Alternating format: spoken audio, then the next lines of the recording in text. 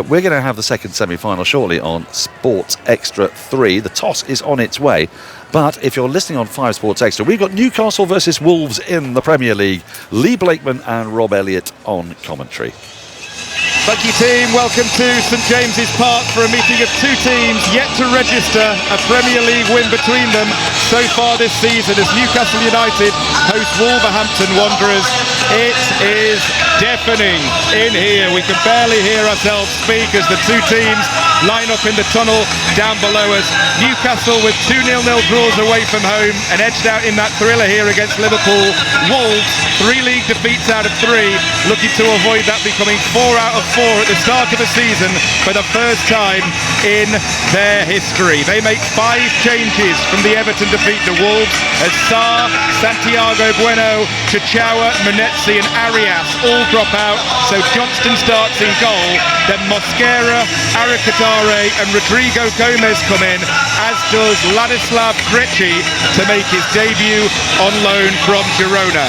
Newcastle make 3 changes. Jacob Ramsey's not in the squad today, while Sven Botman and Will Asula drop to the bench. In come Barnes, Joel Linton, and making his debut, Nick Voltemade, all 6 foot 6 inches and £65 million worth of him.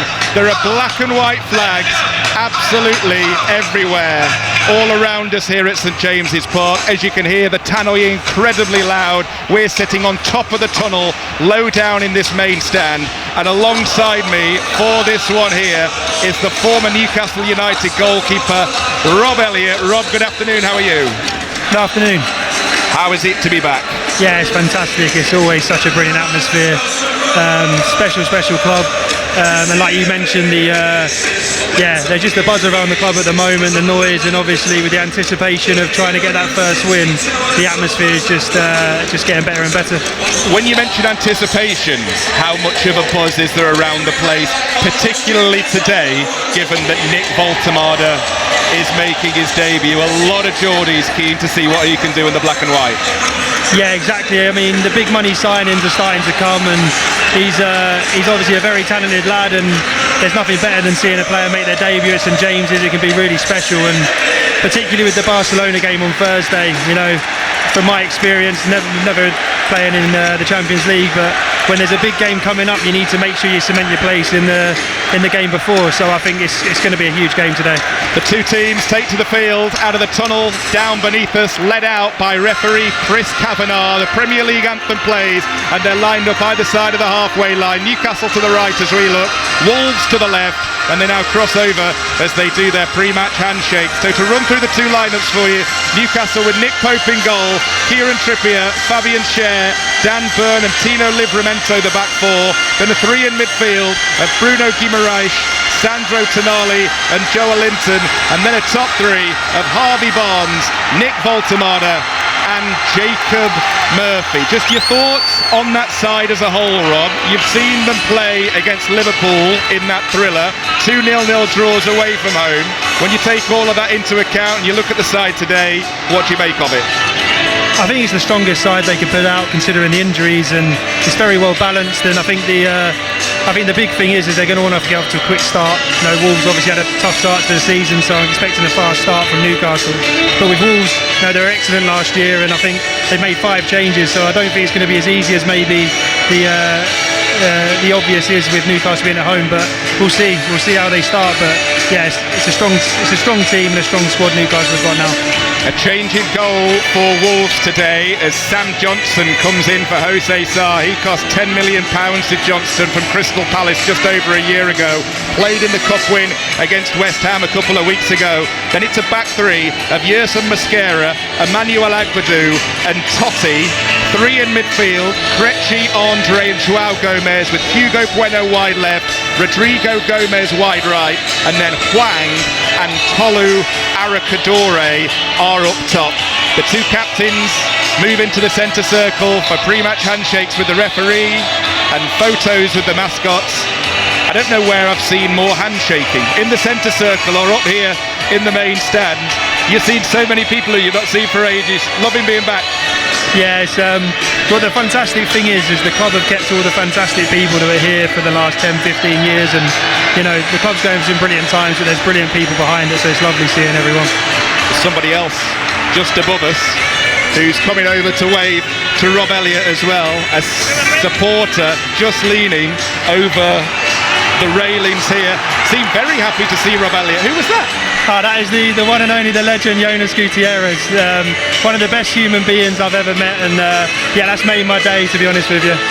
Have you been able to get back much since you left? Because you've obviously been managing for the last few years at Crawley and Gateshead, not being able to get back as much as you would have liked.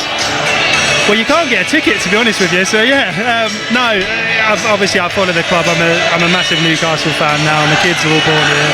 And it's just a brilliant club to be around. It's great to see the clubs prosper. And like I said, it's the people behind the club that is fantastic to see. And hopefully that's one of the reasons the good times are coming. Well, it's Wolves who are going to get this game started, standing over the ball in the centre circle. They're going to kick from left to right. Their supporters high up in the top tier of that stand away to our left. Newcastle are going to kick from right to left. And standing right in front of us on the edge of the centre circle on this near side is Nick Voltemada, wearing shirt number 27. He is absolutely huge. He's got the Peter Crouch-like build as Wolves go long and hit a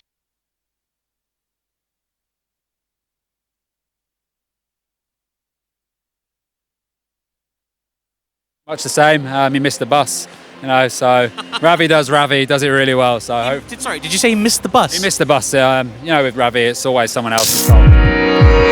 It's 1997 when the streets of a housing scheme erupt. Angry scenes at the Raplock estate in Stirling, outside the house of a convicted paedophile.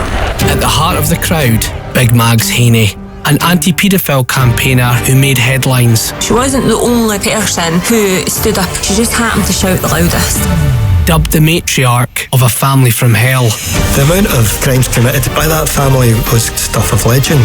I was so scared. Crime Next Door, the ballad of Big Mags. Listen first. I'm Kelly on Summers, BBC. and this season I'll be asking some of the biggest names in football the questions they don't normally get asked. The Football Interview on the Football Daily Podcast. This week I'm joined by Manchester United captain Bruno Fernandes. I would say the game against Lyon was probably the game where I was the most nervous until now. Nervous on the sense I was like, I couldn't wait for the game. We knew how much it meant for us. People have an opinion about me and I can't change that. During the game, I just think about the goal we have for the game. The Football Daily Podcast. Listen on BBC Sounds. Teen 25 is all about hearing from young people about what matters to them. From the things they love and their ideas for the future. On Tuesday's 5 Live Breakfast, I'll be in Bradford with the results from a survey of over 2,000 teenagers. We'll hear from a group of teens who made their bedrooms into tech-free zones for 5 days, finding out if it made a difference to their sleep, their schoolwork and family life. And from 9, I'll be hosting our live Teen Summit, hearing from an audience of young people about topics which matter to them. Team 25. Listen throughout the day on Tuesday. On BBC Radio 5 Live and BBC Bite Size Study Support.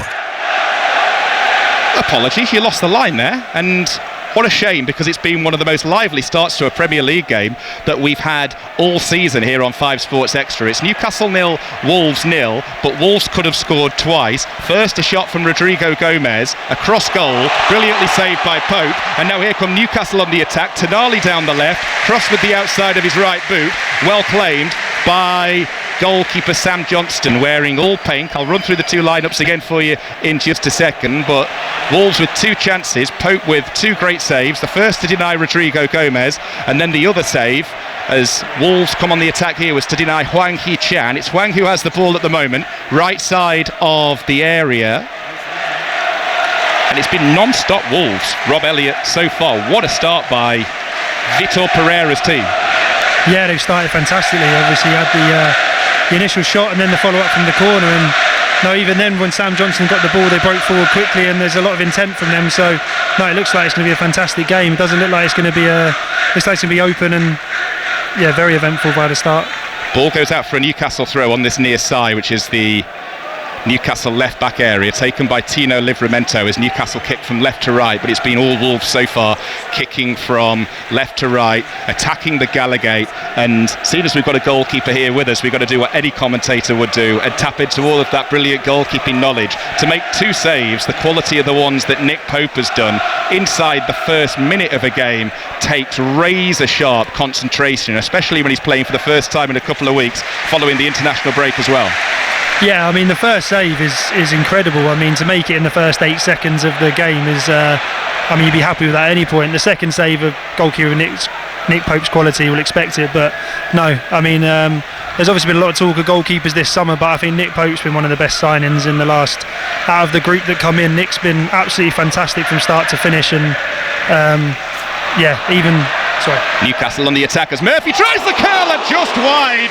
First time shot from 25 yards out. It was well picked out in the first place by Trippier, who rolled the ball back to Murphy. He tried the curler, and goalkeeper Johnston at full stretch. I don't think he was going to get there that time, Rob. Just wide of the far post from Jacob Murphy. Yeah, brilliant from Murphy, fantastic effort. Obviously, unfortunately, I was talking about goalkeeping too much, so I'll make sure I stop that when the ball's in the attacking third. But it's raining chances here. 0-0, 4.5 gone at St James's Park. What a game as Trippier goes long this time, looking to try and pick out the head of Harvey Barnes. Wolves defend that well. And now Tonali picks out Barnes again over on the far side, the Newcastle right. Here's Murphy, who went close a few moments ago. First time cross, clawed away unconvincingly that time by Sam Johnston, and the ball's going to get picked up by Livramento on this near side. Running at Hugo Bueno. Support arrives from the ever-impressive Harvey Barnes, wearing shirt number 11 in the black and white of Newcastle United. End-to-end, brilliant match, no goals. Barnes digs out a cross, goes all the way through, and is gratefully grabbed that time by Sam Johnston. Live wire, Harvey Barnes. Yeah, Newcastle starting to grow into the game now and starting to get the territory in the final third. Some good combinations and crosses starting to come in, which is what you'd expect with the size of the new signing, the big man. And yeah, hasn't got near the end of them yet, but it looks like they're definitely working the wide areas, Newcastle. If you're looking for commentary of Everton against Aston Villa, that is over on 5 Live with our usual goal service as Newcastle get penalised here for a handball. Ian Dennis and Stephen Warnock on commentary there at the Hill Dickinson Stadium. They've got reporters here, there and everywhere. Earlier we had regular updates on 5 Live of the first Premier League game following the international break. Arsenal beating Nottingham Forest 3-0, and here Gomez has gone in very, very late on a Newcastle player on this near side, and João Gomez here, yellow card has been shown. There was a coming together, Gomez and Krejci, and Newcastle have a man down on this near side. I'm just going to have a look. It's Krejci who took Bruno Guimaraes. Yellow card feels about right. Yeah, it feels about right. I don't think there's any menace in it. It was a bit high, just caught him and probably rolled his ankle. He seems to be in a bit of distress, but hopefully he's okay. Trainer called for straight away. It was Gomez who was on the scene, and Krejci is the one who has been shown a yellow card there on his Wolves debut. Ladislav Krejci, on loan from Girona, played international football for the Czech Republic during the international break, but Bruno Guimaraes, worryingly here, Rob, is still down. Yeah, it's not a good sign. He's obviously played a couple of games as well in the international break for Brazil, and been nothing but sensational, has he, since he come to the club. So he's just getting hopefully back to his feet now, and he'll be okay to carry on, especially with the big game on Thursday. What have you made of the start? Because we have had 7 minutes of literally non-stop action. I know this is the first time you've done a commentary for a while. It's not normally like this all the time. You don't get this week in, week out. This has been superb to see. Yeah, it's been brilliant. You know, goal-mouth action, 2 teams that want to play attacking football, which is great to see. And you know, the modern game's drifting into that man v man sort of scenarios now. So there's a lot of action, a lot of dribbling, and you see these talented players now. You know, look at Tonali, took on 2 people in the first few seconds, gets a cross in, and hopefully, it's going to be a good game. You can tell that Wolves obviously have had their issues, but with the changes they made and the squad they put out, no, they're looking well organised. They're looking a real threat. Guimaraes back on his feet and just having a drink of water on this near side. So Newcastle temporarily down to 10 as they send a long ball forwards. Wolves with the header clear, only as far as Harvey Barnes, who's in a race to get there first on this near side up against Hwang Hee-chan. Ball goes out into touch, and it will be a throw into Wolves in their right back area. So goalless in all of the 3 o'clock Premier League games so far. Bournemouth 0, Brighton 0, Palace 0, Sunderland 0, Everton 0, Aston Villa 0. Commentary over on 5 Live, and it's Fulham 0, Leeds 0 as well. Earlier, Arsenal 3, Nottingham Forest 0. 5:30 we've got commentary on 5 Live of West Ham against Tottenham, and then the final Premier League game of the day is a London derby at 8 between Brentford and Chelsea. Wolves with the ball inside their own half here. Dead centre, given away. Guimaraes back on, has the ball at his feet. Voltemada with his back to goal, plays in Joel Linton. Nice move this from Newcastle. Barnes to the edge of the area. Joel Linton overlapping. Joel Linton with the pull back. And eventually the ball ends up into the grateful gloves of Sam Johnston. Joel Linton at the heart of everything that Newcastle were doing going forwards there. Rob Elliott. Yeah, some brilliant play, great link-up play, and a couple of 1-2s with Barnes and Walter made, and he's got into the box, tried to put it back, and Wolves defender got well to cut it out and fell to Sam Johnston. But again, promising from Newcastle, and like I say, no stopping the game so far. The pace is electric. Newcastle 0, Wolves 0, as Wolves look to come forwards over on the far side this time with Rodrigo Gomez, who had that shot tipped around the post brilliantly inside the first 10 seconds by Nick Pope.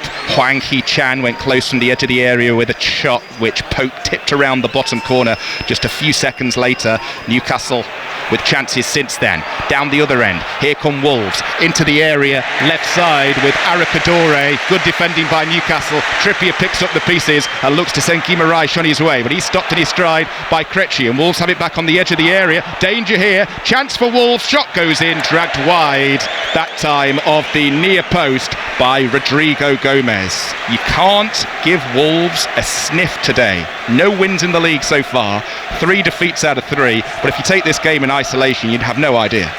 No, not at all. They've been absolutely fantastic and causing Newcastle problems. Tolo Arakadore, apologies. I mean, he's a big guy and he's causing problems, and they've been fantastic, Wolves, and being brave, pressing Newcastle high, and they're finding spaces in between the midfield and the back line. It's like you said, Newcastle probably now consider themselves fortunate to be 0-0. Latest scores elsewhere: Sheffield Wednesday 0, Bristol City 1 in the Championship. It's Barnsley 1, Reading 0 in League 1, and also in that division, Port Vale are a goal to the good away at Exeter, Rob's former club that he managed. Gateshead 1 down at Wealdstone as things stand. Here 0-0 with 11.5 minutes on the clock on 5 Sports Extra from the BBC. Remember, a choice of listening every single Saturday at 3 o'clock during the Premier League season. One commentary with the goal service on 5 Live, the other here on 5 Sports Extra. And this is where we are this afternoon at a sun-drenched St James's Park. It's been very hit and miss weather-wise. We've had a bit of rain, bit of wind, bit of cloud, and now the sun's sneaking out again here in the northeast. Livramento on the attack down the left, takes it to the byline. Wolves defend but run out of space, and Newcastle will have a throw-in on this near side there left, 12 yards from the corner flag, to be taken by Tino Livramento, who just calls for the towel off one of the ball people on this near side. Livramento wipes the ball and now gets ready to send in a long throw. It's been end to end, as we've said. Wolves with the most clear cut of the chances, forcing 2 early saves from Nick Pope, but every time Newcastle United have gone forwards they've looked dangerous. Scratching the head from Livramento as he lines up his options here. He's got Trippier further back down the left line if he decides to go that way, but goes long towards the 6 yards area. Not really dealt with, goes all the way through, and that is a brilliant save by Johnston to deny Jacob Murphy when it looked like for all the world Murphy was going to stroke that in for 1-0. Yeah, another brilliant save, and you thought it was 1-0 Newcastle. Long throw, cause a bit of carnage. The ball managed to bounce all the way through to the back post, and Jacob Murphy, you think he's going to tap it in, but Johnson, I think, sticks out a leg and makes a fantastic save.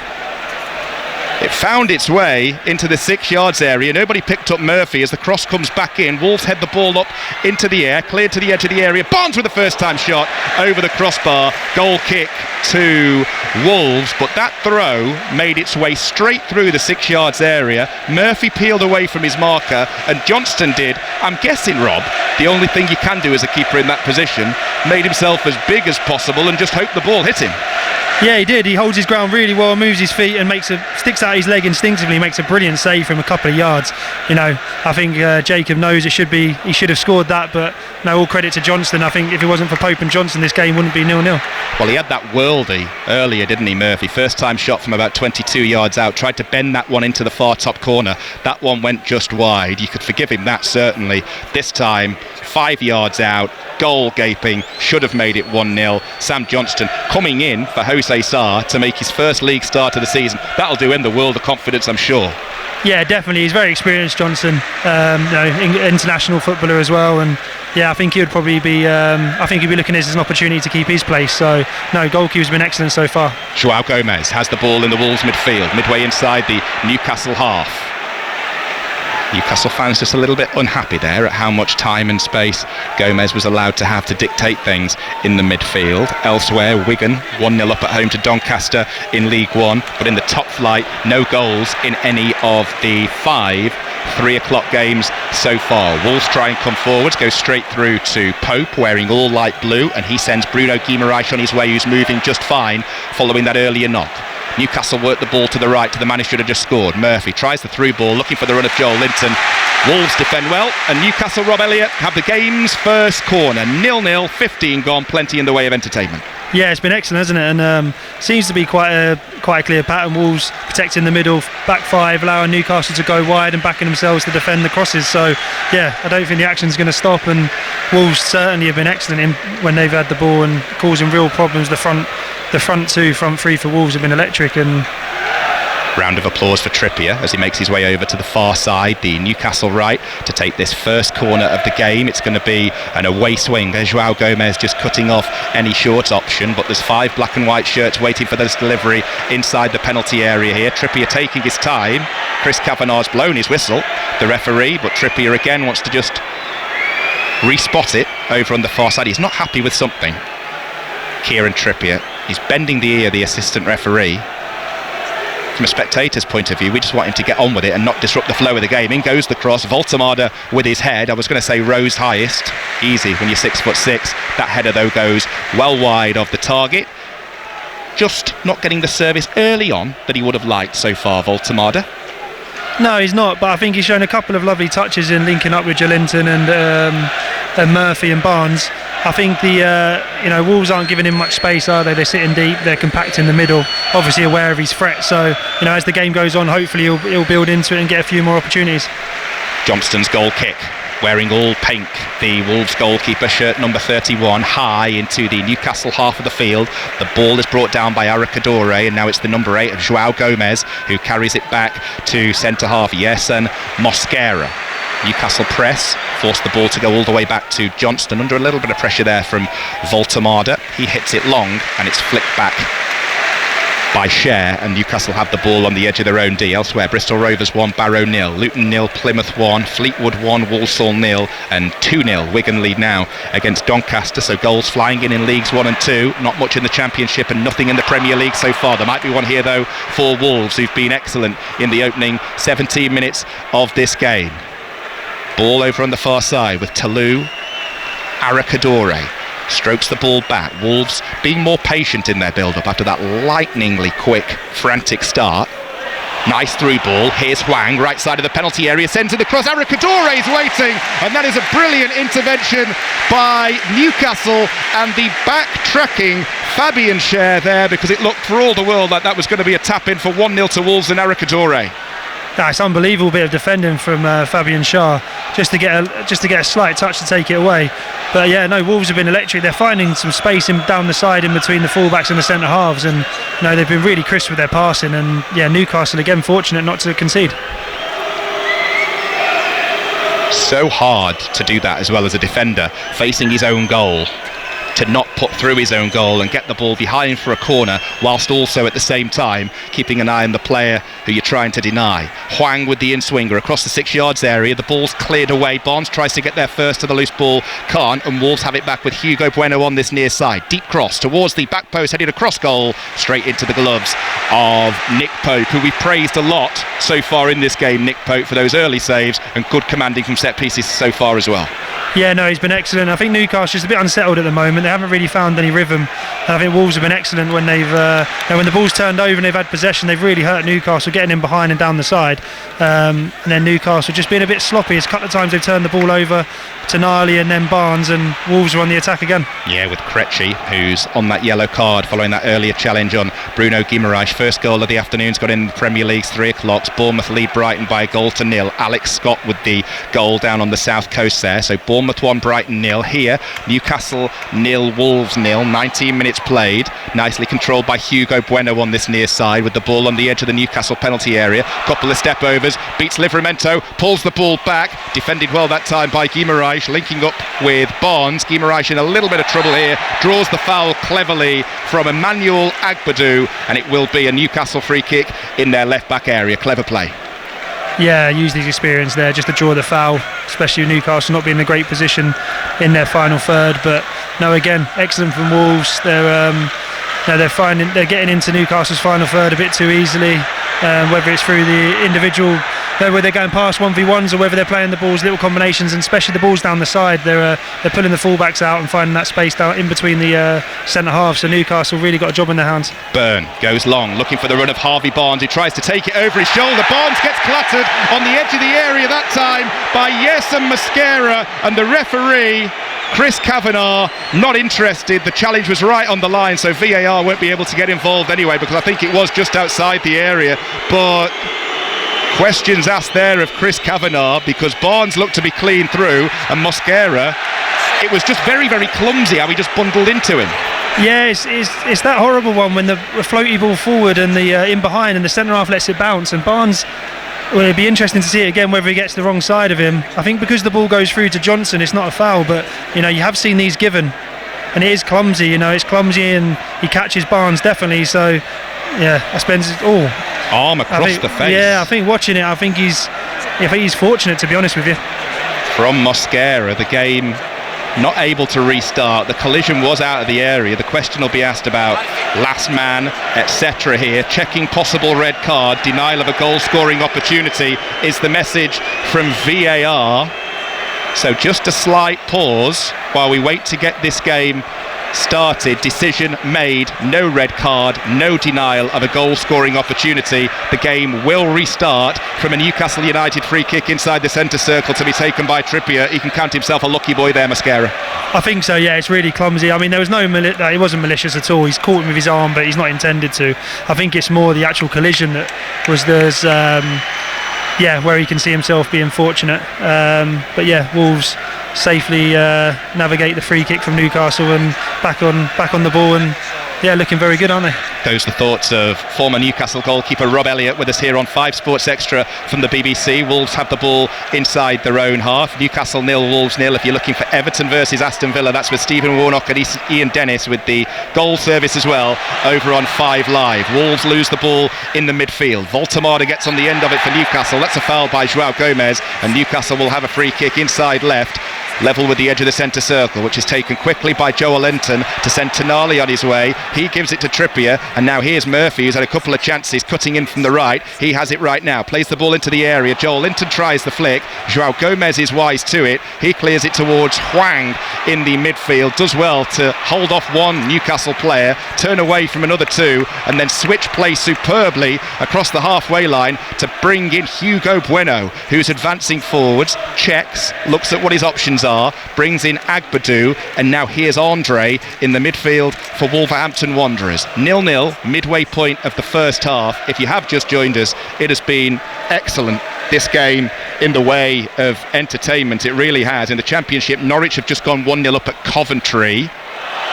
Wolves wide on the right with Hugo Bueno. Ball goes behind for a goal kick. It's Sheffield Wednesday 0, Bristol City 2. And at the Bet365 Stadium, Bosun Lual has put Stoke City 1-0 up against Birmingham. Here, Wolves looking to go 1-0 up against Newcastle. Yeah, Newcastle have been very disjointed. It's third or fourth time they've turned possession over easily.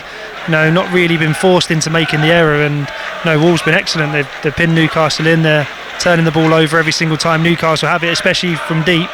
Newcastle probably need a little spark now because they haven't really had any possession. I think they need to get hold of the ball, try and keep possession for a little bit and take this thing out of the game.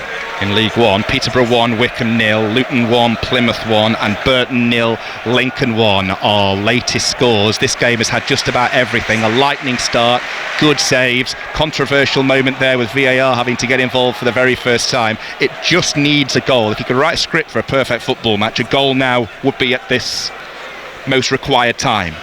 Yeah, I mean, if it was 2-2, you wouldn't complain, would you? I think you'd probably expect it to be that with the chances that both teams have had. So, no, it's been a good game. I think Wolves have been the better team, there's no doubt about that. Newcastle haven't been anywhere near at their best. They haven't quite flowed yet.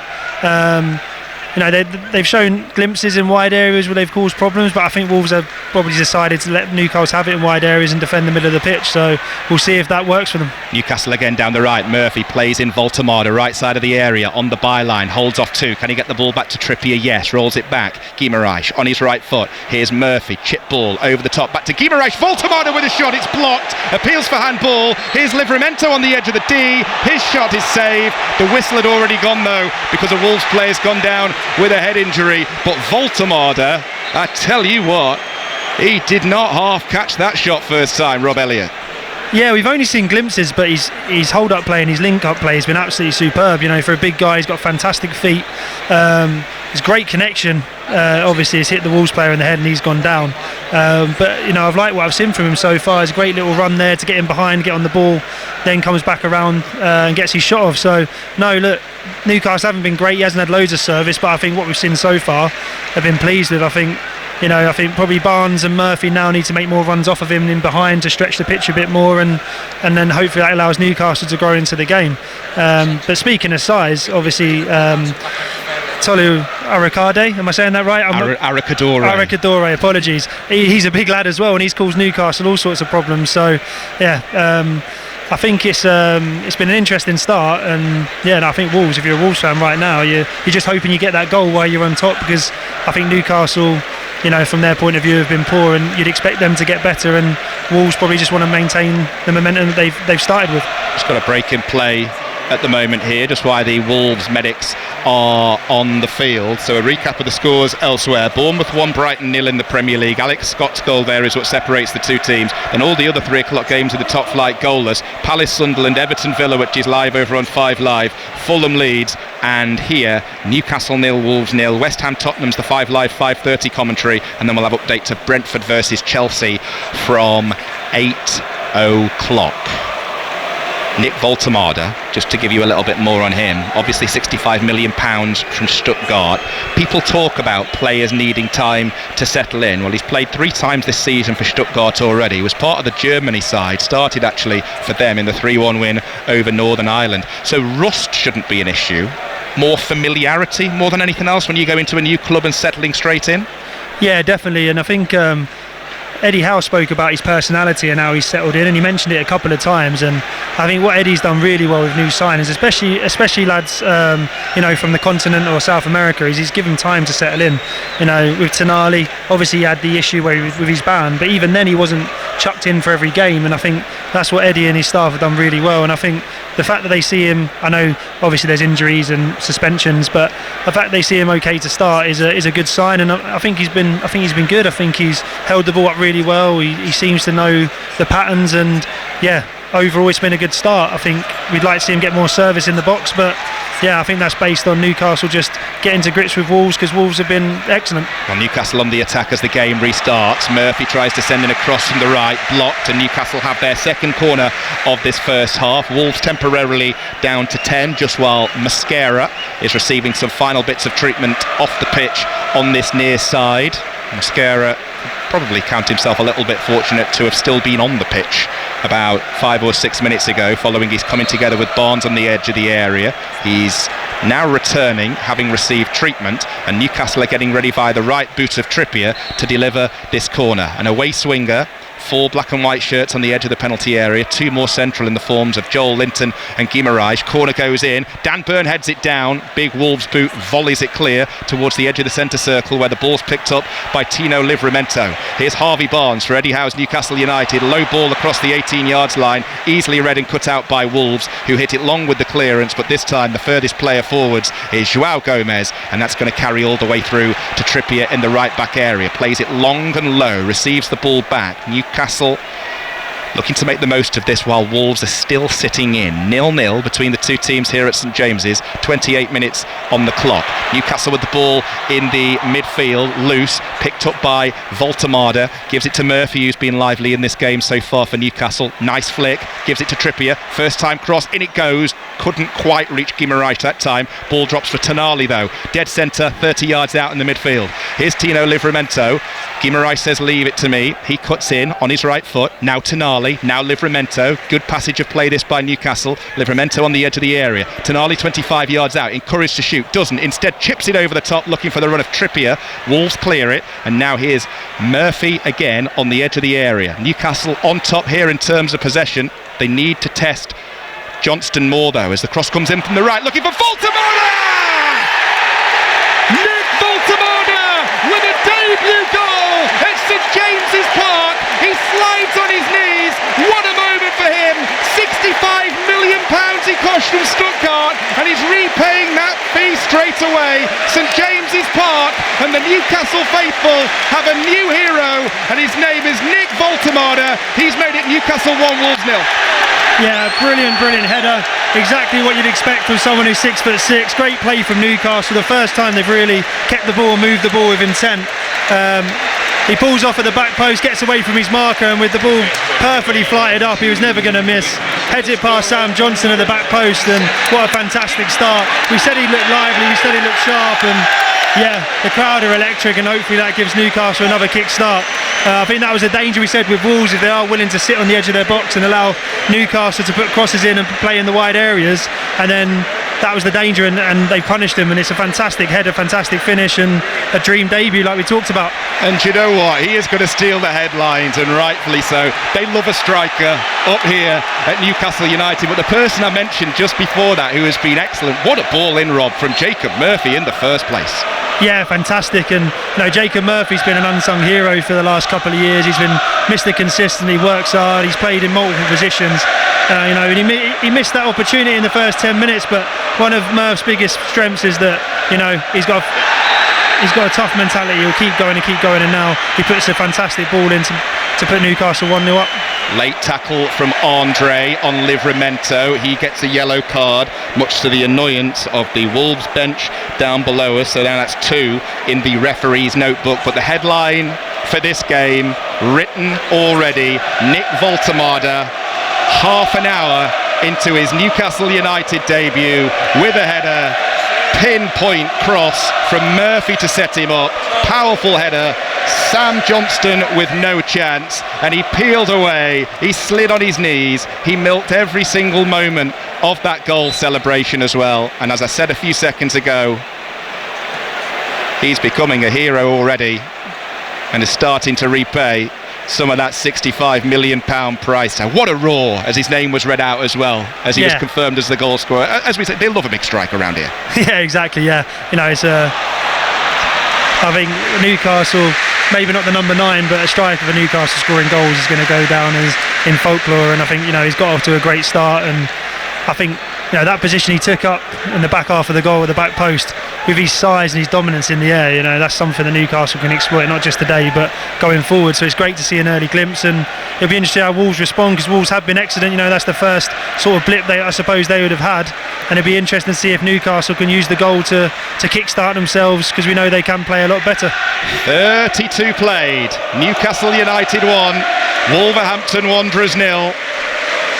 The ball is with Mosquera for Wolves, goes all the way back to goalkeeper Sam Johnston. Absolutely no chance as that header went in from close range, and just listen to the Newcastle faithful all around us. Yeah, it needed the goal, didn't it? It needed the goal or something to get the crowd involved and raise the tempo. And like we said, it's going to be an interesting 5 minutes to see how the game of the flow of the game goes, because probably Newcastle's best there, wasn't it, leading to the goal. So we need to just see how Wolves respond and if Newcastle can capitalise again. Latest scores elsewhere: Grimsby 0, Cambridge 1 and Swindon 0, Harrogate 1. We'll keep you up to date with all the scores here on 5 Sports Extra, the full goal service with Ian Dennis over on 5 Live as he commentates Everton versus Aston Villa, our main 3 o'clock game. But this has been excellent from second one up to this point. 33 minutes in, Newcastle 1, Wolves 0. Early chances and early dominance from Wolves, but then a headline made already by Nick Voltemada on the half-hour mark, heading in the Murphy cross to send the Toon wild here in the northeast. Newcastle go long looking for Voltemada again. Goalkeeper Johnston comes flying out of his area, heads the ball forwards. Guimaraes applies the pressure, knocks the ball forwards. Is he going to be able to keep it in play? No, but he'll settle for a throw, which he looks to take quickly. He's been a live wire as well, hasn't he? We keep praising Murphy, but Guimaraes pulling all the strings as ever for Newcastle. Yeah, I think not only are they fantastic footballers, but Tonali and Bruno, I think it's their energy. They get about the pitch, the two of them in there, and yeah, Bruno's always driving the team forward. They both play the defensive position. They both still allow themselves to go and get in the box. So no, real talented lads, and obviously the captain now, so it shows how much he's settled in the last couple of years.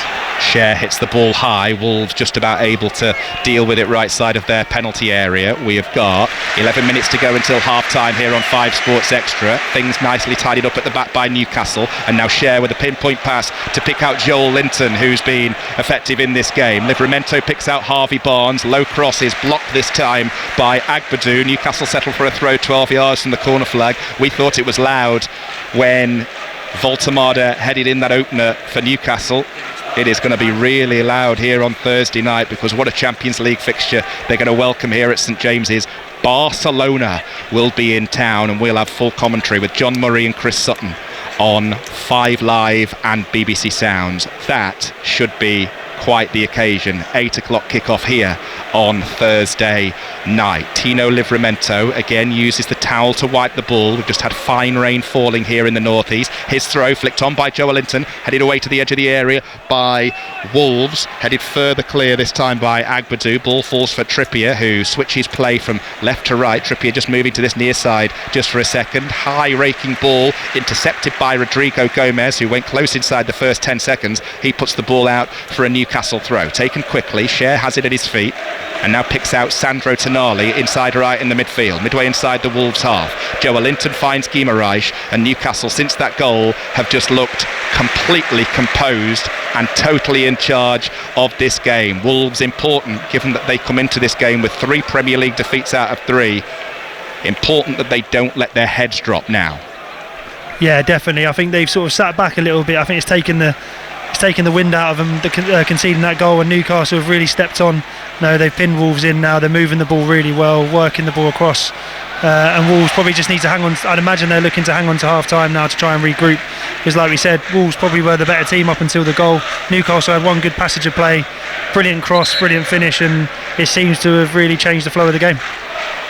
Ball goes out for a Newcastle throw right by the corner flag on this near side there left. Again, Livramento the man to take. Goals flying in elsewhere. Stockport 1, Cardiff 0 in League 1. Sheffield Wednesday 0, Bristol City 2. Barnsley 1, Reading 1. And Connor Cody scored an own goal for Wrexham as they trail at home to QPR 1-0. Barnes receives the ball from the throw. Shot blocked. Balloons into the air, and then it's volleyed down clear by Wolves. Joao Gomez will give chase, beaten to it by Tonali. The 2 8s in a battle in the midfield. Tonali does really well to bring it under control, move the ball wide, then draw the foul from Joao Gomez, who looks really, really annoyed, but that was excellent from Sandro Tonali. Yeah, brilliant play. Ball bouncing over his head, running back to his own goal. He knows that he's under pressure, takes the ball, draws the foul. Just tremendous. He's just getting better and better, Tonali, and like you said, going into a massive game now, going against Barcelona, going against some of the top European clubs. I think there's players in this Newcastle squad, and I think this squad will start to believe that they can compete, not just turn up, but can compete like we saw against Liverpool, even with 10 men for long periods. I thought that Newcastle were excellent, and I think they're starting to be a bit of belief that they can compete with the top sides, not just in England, but they'll get the chance to test it on Europeans' biggest stage. And then you look also the likes of Yoann Wissa, still to make his Newcastle debut, £55 million signing from Brentford.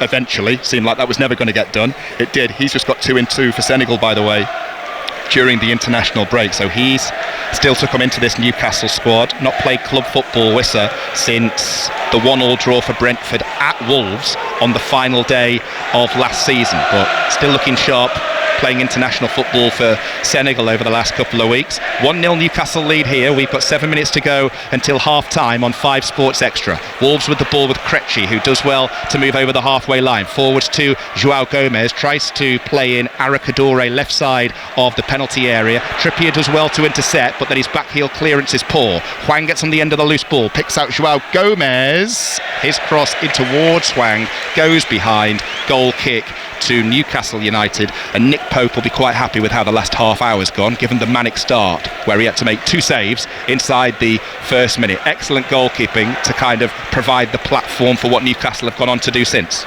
Yeah, definitely. I suppose we can't forget his contribution, and like you said, Wolves still looking a threat, but Newcastle definitely now looking more of a threat, much more intent when they're going forward. And yeah, I suppose half-time will be interesting because there'll be a lot for both teams to go through, and both managers to sort of adjust and makes their tactical changes what they see fit. And yeah, hopefully the second half's just as entertaining.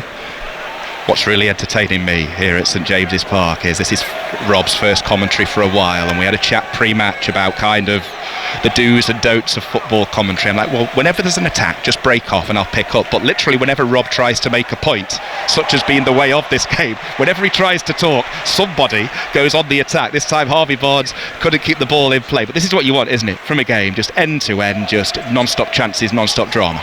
Yeah, and it means people can listen to you instead of having to listen to me as well, so that helps. Said absolutely nobody ever. As the ball goes back to Sam Johnston, plays it downfield. That's a push in the back by Byrne on Arakadore. Referee perfectly placed to spot that one, as were we, actually. Just on top of the tunnel here in the main stand. Just an elbow in the back there, wasn't it? Just clever from Byrne to knock Arakadore off the ball. Yeah, I think he's obviously the referee's good referee and is a foul. And Arakadore's been excellent. I think he's been a real threat. He's caused lots of problems. Yeah, he looks a real find, and big physical presence, and stretching the pitch as well as being a good target man. I think Wolves will feel a bit hard done by, but they've on the attack now. Krejci sends in the cross from the right, cleared sideways by Newcastle, straight back to Krejci here. He's got support from Hugo Bueno on the edge of the area, left foot onto his right, tries to beat Tino Livramento, takes it to the byline, in goes the cross, and then the header is just wide, that time from Rodrigo Gomez, who went close in the opening minute of this game. That was a good ball in from the right. Rodrigo Gomez with 2 goals so far this season, just a couple of inches away from making it 3. Yeah, it looked in, didn't it, from our angle, and then just drifted wide. And yeah, it's been brilliant play from Hugo Bueno. He's been fantastic on the right, usually coming in on his left, on his stronger left, but then went to the byline. It's a great cutback, and yeah, again, Newcastle fortunate. I think Wolves will find themselves hard done by not to have equalised.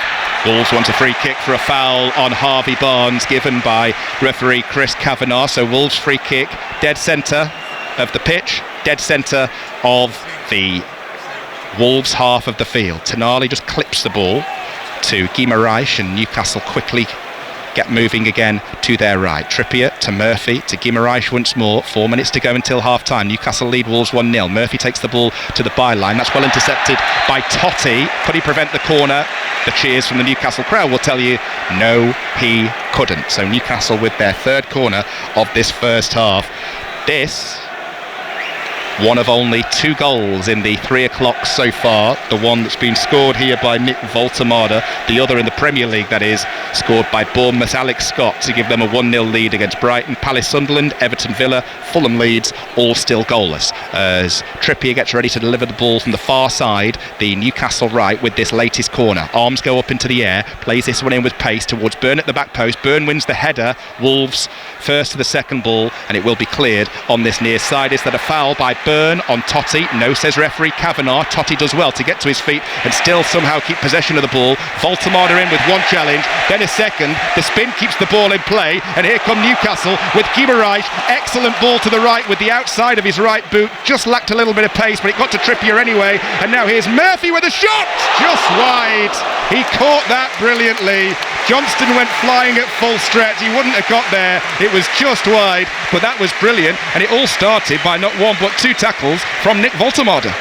Yeah, it looks like he's filling the centre half, can't he, with the size of him? So, no, it's brilliant. I think that's just what you want to see. You know, he's picking up on that, on Eddie Howe and the way this Newcastle team play now. You know, that intensity, that tracking.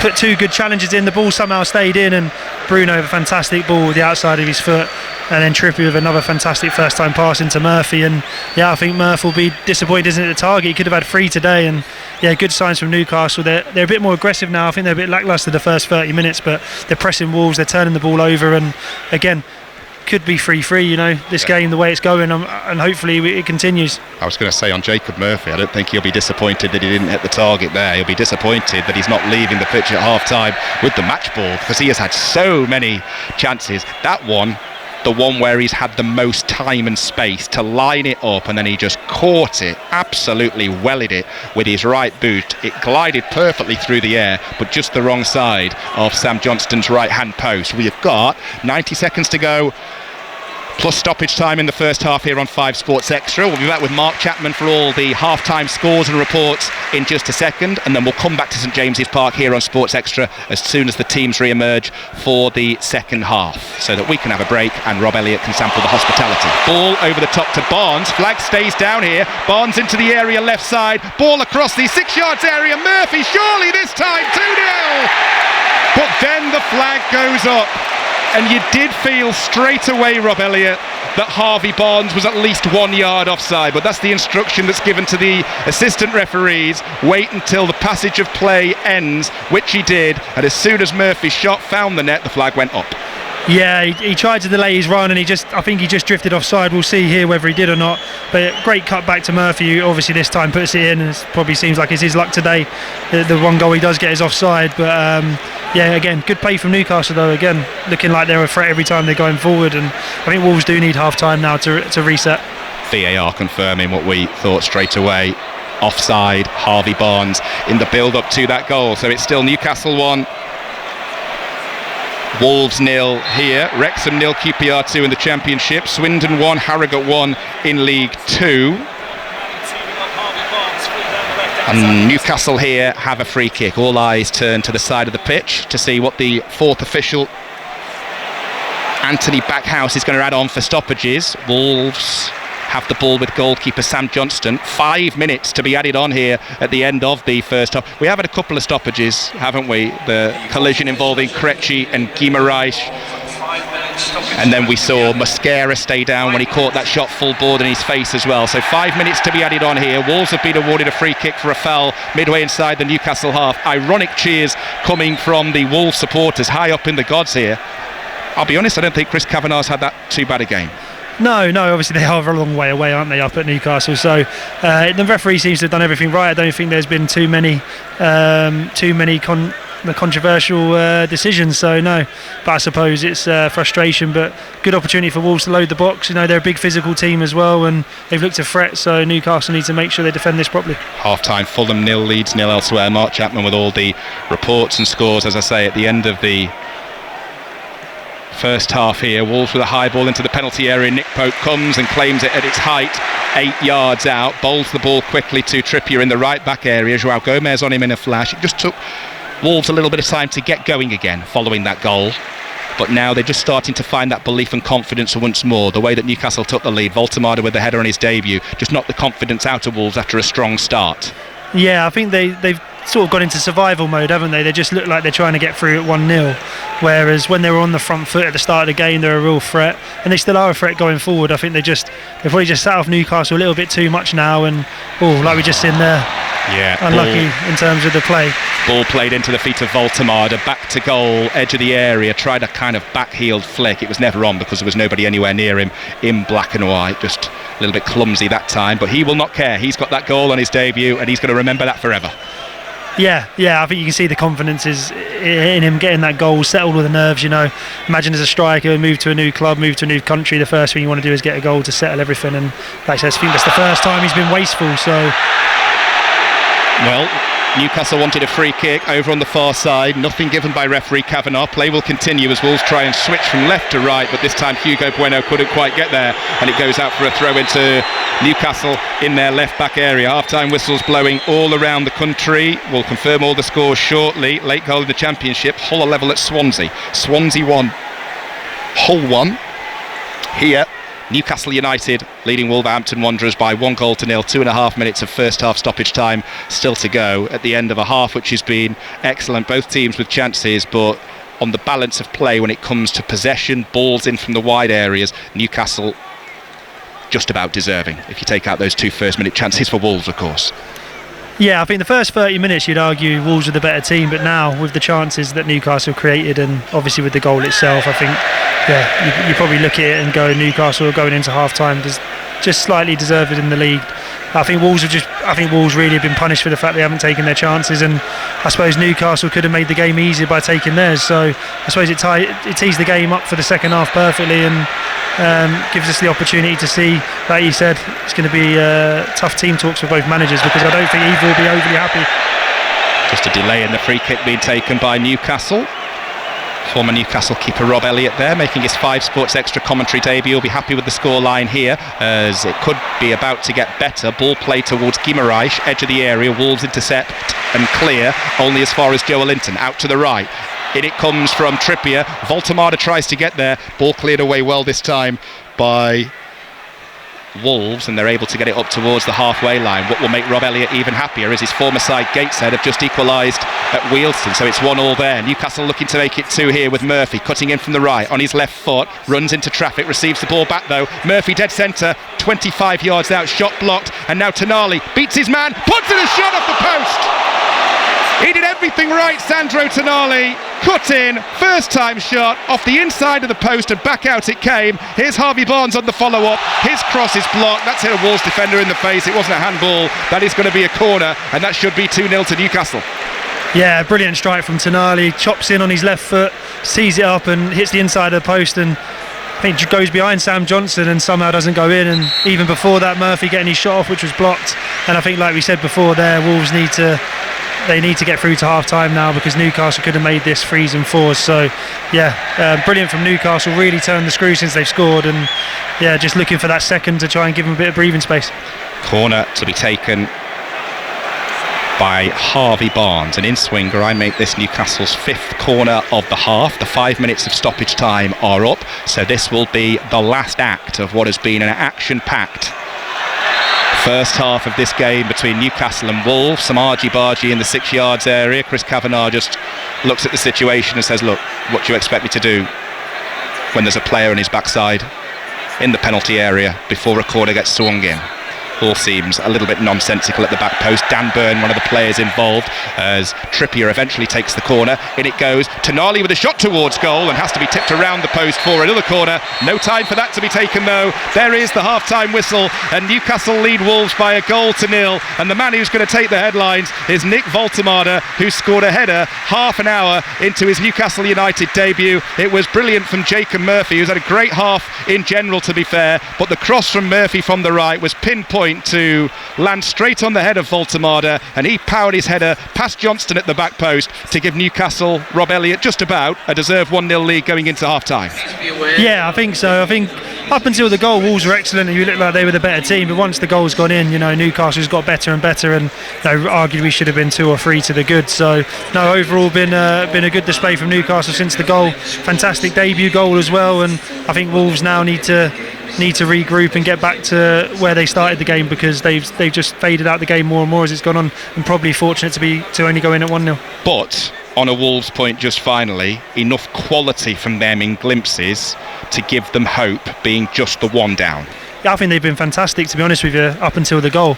So 5 changes, it's really stirred it. They've had good balance and should have scored 2 or 3 themselves. So it's a bit of a hard game to judge, really. It's swung so much, but I don't think there's too much to be disappointed with Wolves, other than probably the way they haven't the way they haven't continued their form after the goal went in. They could have carried on that momentum which they lost. So I think half-time will be interesting, because I definitely don't think this game's over.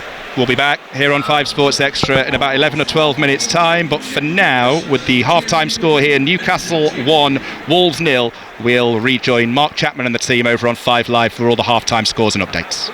The scene ahead, a flash across the face of it. Derby haven't even thought of threatening the other net. They will be thrilled that it's still goalless. All square there, all square at Swansea as well. Owain Gwyneth. Yeah, Swansea City 1, Hull City 1. Ollie McBurney's equaliser late in the half.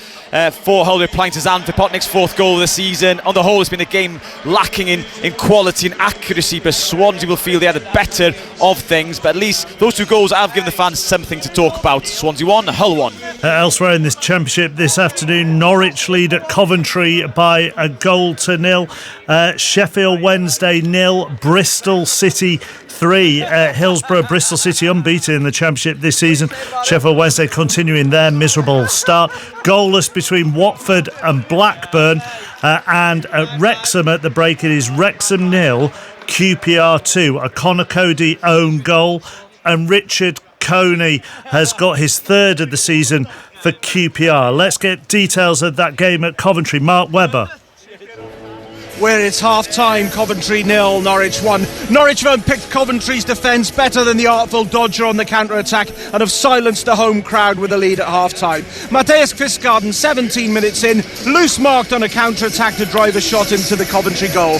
Before that, Coventry were peppering the Norwich goal, pick of the chances for Ephraim Mason-Clark in the first 20 minutes, requiring 2 super saves from the keeper. Coventry 0, Norwich 1. Let's go into League One. We're at Stockport Cardiff this afternoon. Adam Cottier. An uncomfortable afternoon so far for the morning leaders. Cardiff mark, Stockport 1, Cardiff 0. Ollie Norwood's penalty after Perry and G had pushed over Benoni Andreasen. Andreasen has hit the post. Kyle Wotton has produced a fine save from Nathan Trott, and Stockport have had an excellent first half. Stockport 1, Cardiff 0. Elsewhere in League One this afternoon, AFC Wimbledon 0, Rotherham 1, Barnsley 1, Reading 1. It's Burton 0, Lincoln 1. Sonny Bradley with his 3rd of the season, putting the visitors ahead there. Port Vale had only scored before today 1 goal away from home this season. They got 2 in the first half at St James's Park. They lead Exeter by 2 goals to 0. Goalless between Leyton Orient and Bolton. It's Luton 1, Plymouth 2, Mansfield 0, Stevenage 0. As you may have heard Ian say in commentary, Peterborough haven't won in the league since the beginning of April, so that's a 14-game span. They lead at the break at home to Wycombe by 2 goals to 0. It's also 2-0 to the home side, Wigan against Doncaster. Into League Two, we're with the leaders Gillingham this afternoon. Notts County, their visitors, Mike Williams. Goalless at the break, but this has been a real snooze fest in Kent. No talking points, no shots on target, no chances of any note really. Bradley Dack, the Gillingham captain's put himself about a bit, but to no great avail. Took a tumble in the box late on, muted cries for a penalty, swiftly dismissed. Gillingham, remember, haven't lost since the 4th of March, but the League Two leaders have got more in them than this, surely. 0-0. Bristol Rovers are going for their 4th straight win in the league, and they look like they're going to achieve it. They lead Barrow by 2 goals to 0. At the break, MK Dons, who suffered back-to-back defeats, also lead at the break. They're 1-0 up at Chesterfield. Goalless between Crewe and Barnet. Fleetwood 1, Walsall 1. Grimsby 0, Cambridge 1. Goalless between Oldham and Bromley. Shrewsbury 0, Salford 1. Swindon 1, Harrogate 1. And Tranmere lead Newport by 1 goal to 0. In the National League, good first half for Boreham Wood. They lead Altrincham 3-0 at the break. Braintree lead York by 1 goal to 0. They've changed their manager this week of York. It hasn't worked so far. Carlisle 0, Aldershot 0. Forest Green Rovers 0, Scunthorpe 1. Hartlepool 0, Brackley 0. Solihull Moors 2, Morecambe 1. Southend 0, Boston 0. Sutton 2, Tamworth 3. Truro 0, Rochdale 1. And Wealdstone 1, Gateshead 1. In the Championship in Scotland, Arbroath 0, Dunfermline 2. Ayr 1, Ross County 0. Goalless between Queen's Park and Morton, and St Johnstone lead at Wraith by 1 goal to 0. In League 1, Alloa 0, Montrose 0. East Fife 1, Queen of the South 1. Kelty Hearts 0, Stenhouse Muir 1. And Peterhead 1, Hamilton 1. In League 2, Annan 0, Clyde 4. Edinburgh City 1, East Kilbride 2. Elgin 1, 1, Stirling 0. Forfar 2, Dumbarton 1. Stranraer, who are down to 10, are goalless at home to Spartans. Let's go to Edgbaston. Somerset, the first finalist on finals day. They beat Lancashire earlier in the second semi-final. Melissa Story.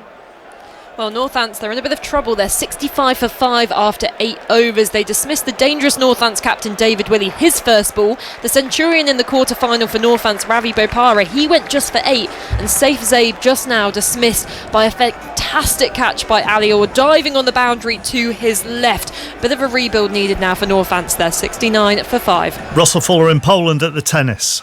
World number 484, Olaf Pieczkowski, pushed Cameron Norrie very hard in the first set, but Norrie has won it 6-4, and the 21-year-old is feeling the pace. He was given a time violation when he wasn't remotely ready to serve after one brutal rally, and so despite losing the doubles earlier in this Davis Cup tie, GB lead 2-1 and are a set away from winning the tie against Poland. It's going with serve in the second set, 2-1 Poland. In Rugby Union, in the Rugby Championship earlier, South Africa thrashed New Zealand in New Zealand by 43 points to 10. Argentina won in Australia as well by 28 points to 26. In the Women's World Cup, New Zealand earlier beat South Africa by 46 points to 17. And they're about to get underway between Canada and Australia. Maz.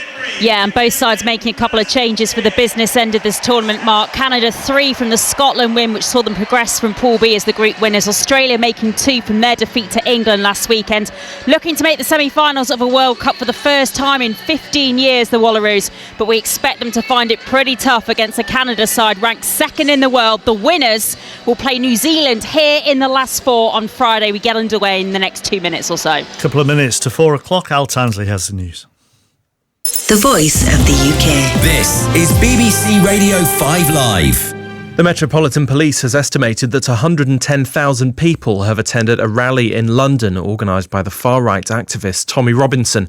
The force estimated the number at a counter-demonstration organised by Stand Up to Racism was around 5,000.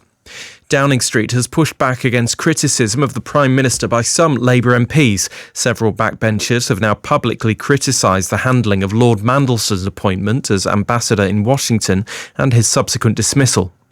A serving police officer has appeared in court charged with sexually assaulting a 16-year-old girl.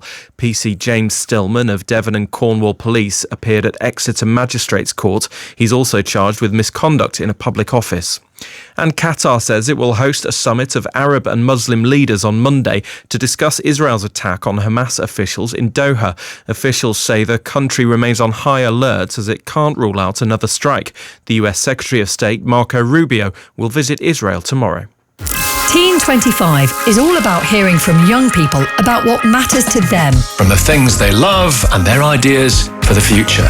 On Tuesday's 5 Live Breakfast, I'll be in Bradford with the results from a survey of over 2,000 teenagers. We'll hear from a group of teens who made their bedrooms into tech-free zones for 5 days, finding out if it made a difference to their sleep, their schoolwork and family life. And from 9, I'll be hosting our live Teen Summit, hearing from an audience of young people about topics which matter to them. Team 25. Listen throughout the day on Tuesday. On BBC Radio 5 Live and BBC Bite Size Study Support. This is 5 Live Sports with Mark Chapman. Listen on BBC Sounds. Let's go to Wentworth. We're on the third round. Victor Hovland leads. Ian.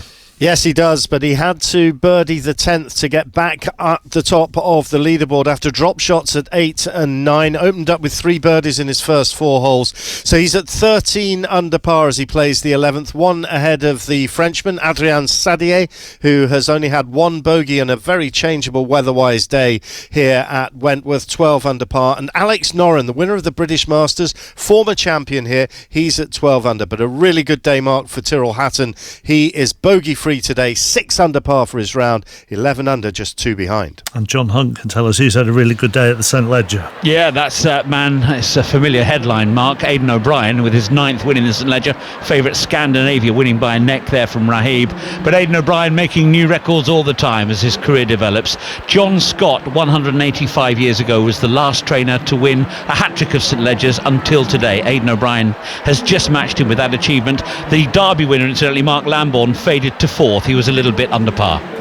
Thank you, John. Martin Zubimendi got his first goals for the club, 2 of them, and Victor Gyökeres the other, as Arsenal beat Nottingham Forest 3-0. Eberechi Eze and Noni Madueke started on the wings, and Mikel Arteta was impressed by them. Both of them, I think they were terrific. A real threat with their own qualities, so different in the way that they create danger, a threat and unpredictability to the opponent, but very pleased. It will require different profiles around them as well to maximize the qualities as they have, but they are both in a good moment.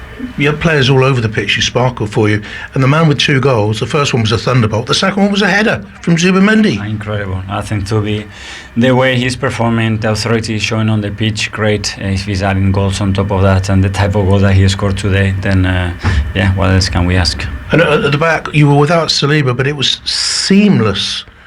You wouldn't have noticed he wasn't there. Yeah, I think Mosque again. I think we have to throw him at Anfield after 5 minutes or 3 minutes. I don't know when he was, and he had an unbelievable performance. And today again, it was really solid, very convinced. Again, very connected with the defensive line. Very impressive. So good all round at this moment in time. Everything looking strong for you. It is. We had the injury of Martin that we don't really know what happens. It looks like the same area of the previous injury, so the rest good. Obviously, we lost Willow. We have still a few players, obviously, unfit, and they are not available for selection, but overall, okay.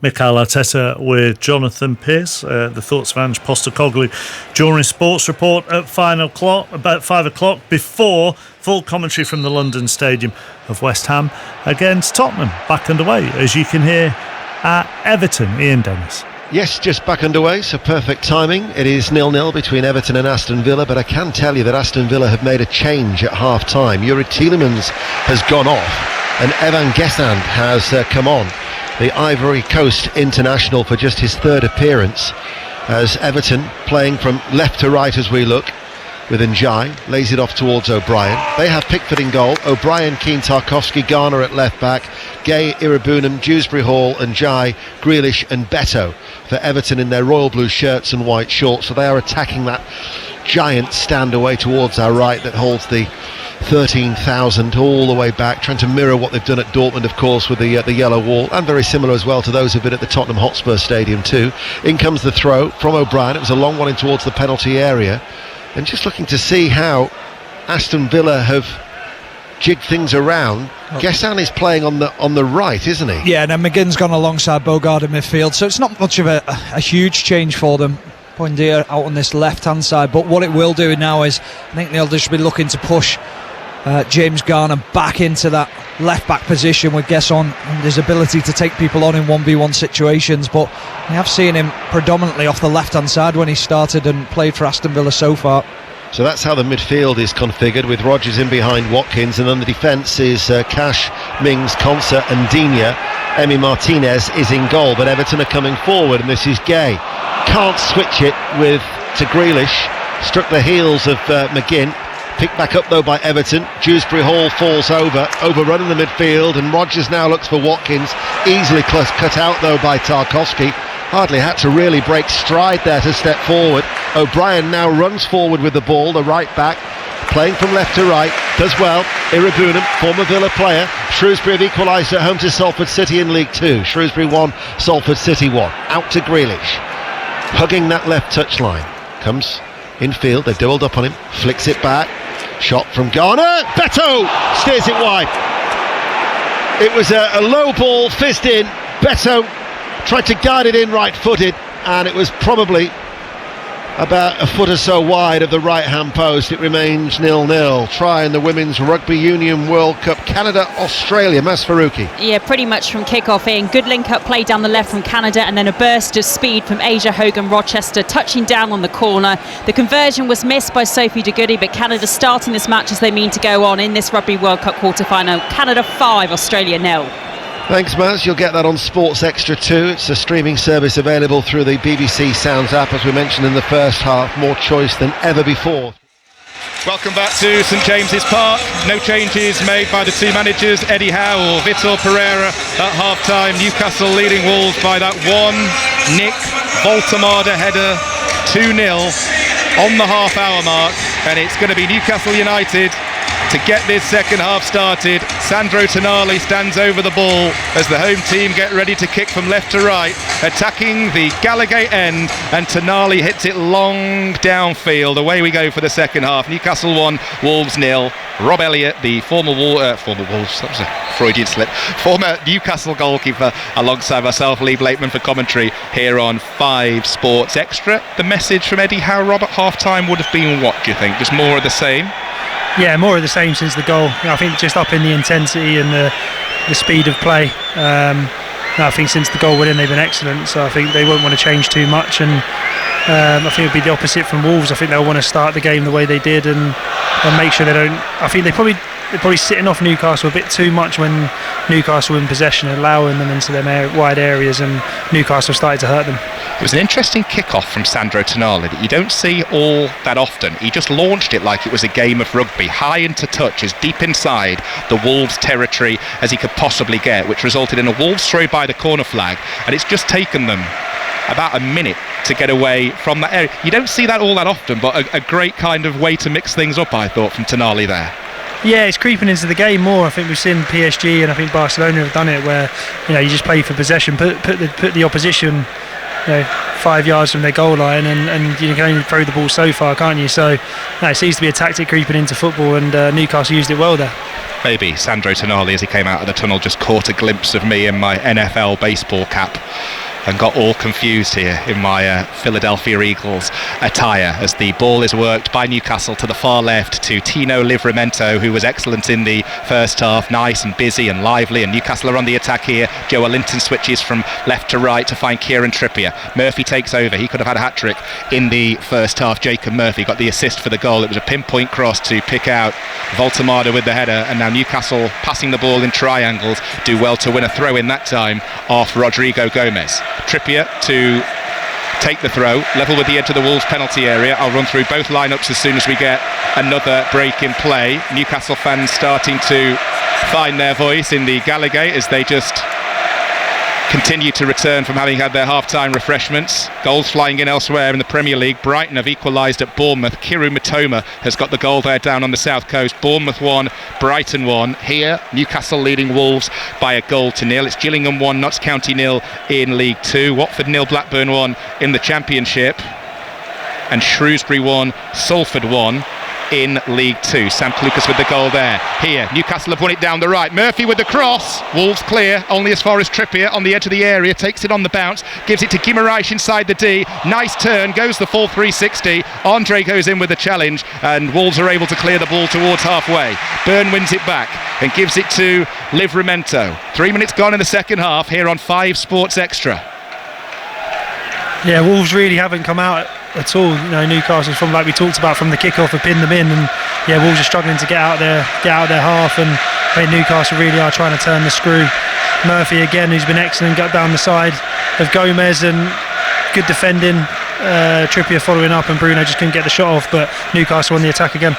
With Trippier, ball in field from the right, intercepted just about by João Gomez, who got enough on the ball to just steer it away from Joe Linton. Wolves go long with the clearance, and it carries all the way through to Nick Pope, who by this point in the first half had made 2 excellent saves. One to deny Rodrigo Gomez, the other to deny Hwang Hee-chan. Wolves have been unable to seriously threaten his goal since then, but he was on top form from the off today. Nick Pope continues to be as well. Here, Newcastle working the ball to the left this time. In it goes to Livramento inside the area, tries the cross. Good piece of defending by Yerson Mosquera, and Newcastle have the first corner of the second half. Yeah, great play from Barnes and Livramento. They've got some fantastic link up. When one goes wide, the other goes inside, and vice versa. And Livramento plays Barnes, carries on his run, gets the ball back, and like you said, good defending. But another Newcastle corner, and Dan Byrne especially coming up is going to be a big problem. Murphy to take the in-swinger from the Newcastle left. He's got 6 black and white shirts to aim for in the penalty area, 5 of them inside the 6 yards area. Whips the ball in, punched away by goalkeeper Johnston. Tonali sends it back goalwards. Johnston punches it away at the second time of asking to. It falls for Barnes on this near side, who came close to winning a penalty in the first half. Receives it back from Guimaraes. His cross is blocked and the ball goes out for a throw-in to be taken by Trippier right by the corner flag. In League One, Luton have equalised from the penalty spot against Plymouth. Luton 2, Plymouth 2. Narky Wells with the goal there, and it's AFC Wimbledon 1, Rotherham United 1 as well. Also Peterborough 2, Wycombe 1. Here, just 1 goal in it between Newcastle and Wolves in Newcastle's favour. That return ball to Trippier didn't go in Newcastle's favour, though. That's probably the first thing Jacob Murphy has done wrong all day. Just played the ball straight out into touch. So Newcastle with Pope in goal, Trippier, Cher, Byrne and Livramento the back 4. The 3 in midfield, Guimaraes, Tonali and Joe Linton. Harvey Barnes wide one side, Murphy wide the other. Nick Voltemade making his debut, the goal scorer, down the centre. All 6 foot 6 inches of him.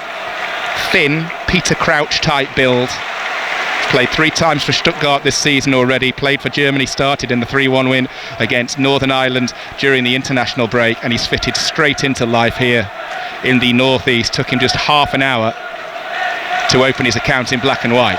Here's Trippier, edge of the area right side, digs out a low cross, cleared sideways by Wolves. Murphy will let it go and settle for a throw-in 12 yards from the corner flag. If you're looking for commentary of Everton versus Aston Villa, by the way, 10 minutes gone in the second half at the Hill Dickinson Stadium. It's over on 5 Live, 0-0 between the 2 teams there. Elsewhere in the Premier League, 3 o'clock, Bournemouth 1, Brighton 1, Palace 0, Sunderland 0 and Fulham 0, Leeds 0. At 5:30 on 5 Live we've got commentary of West Ham against Tottenham, and then at 8 o'clock London derby between Brentford and Chelsea. Updates to come of that one on 5 Live as well. Newcastle with the ball wide on their left, played forwards, intercepted that time by Agbadou. Newcastle have it back with Tonali in the midfield. He's got the other number 8, João Gomez, biting at his heels, but Tonali does well to turn away from him, works it infield. Harvey Barnes on his right foot, plays the 1-2. Murphy with the return pass. Barnes couldn't quite get on the end of it, but Wolves have made a mess of the clearance here. And then Hugo Bueno backtracking. Does he put the ball behind for a corner? Yes, he does. A little bit clumsy there from Wolves. They had 2 chances to get the ball clear, but such was the pressure from Murphy and Barnes, they failed to do so. Yeah, it started off with brilliant play from Tonali, playing the ball inside, and Barnes driving the ball forward.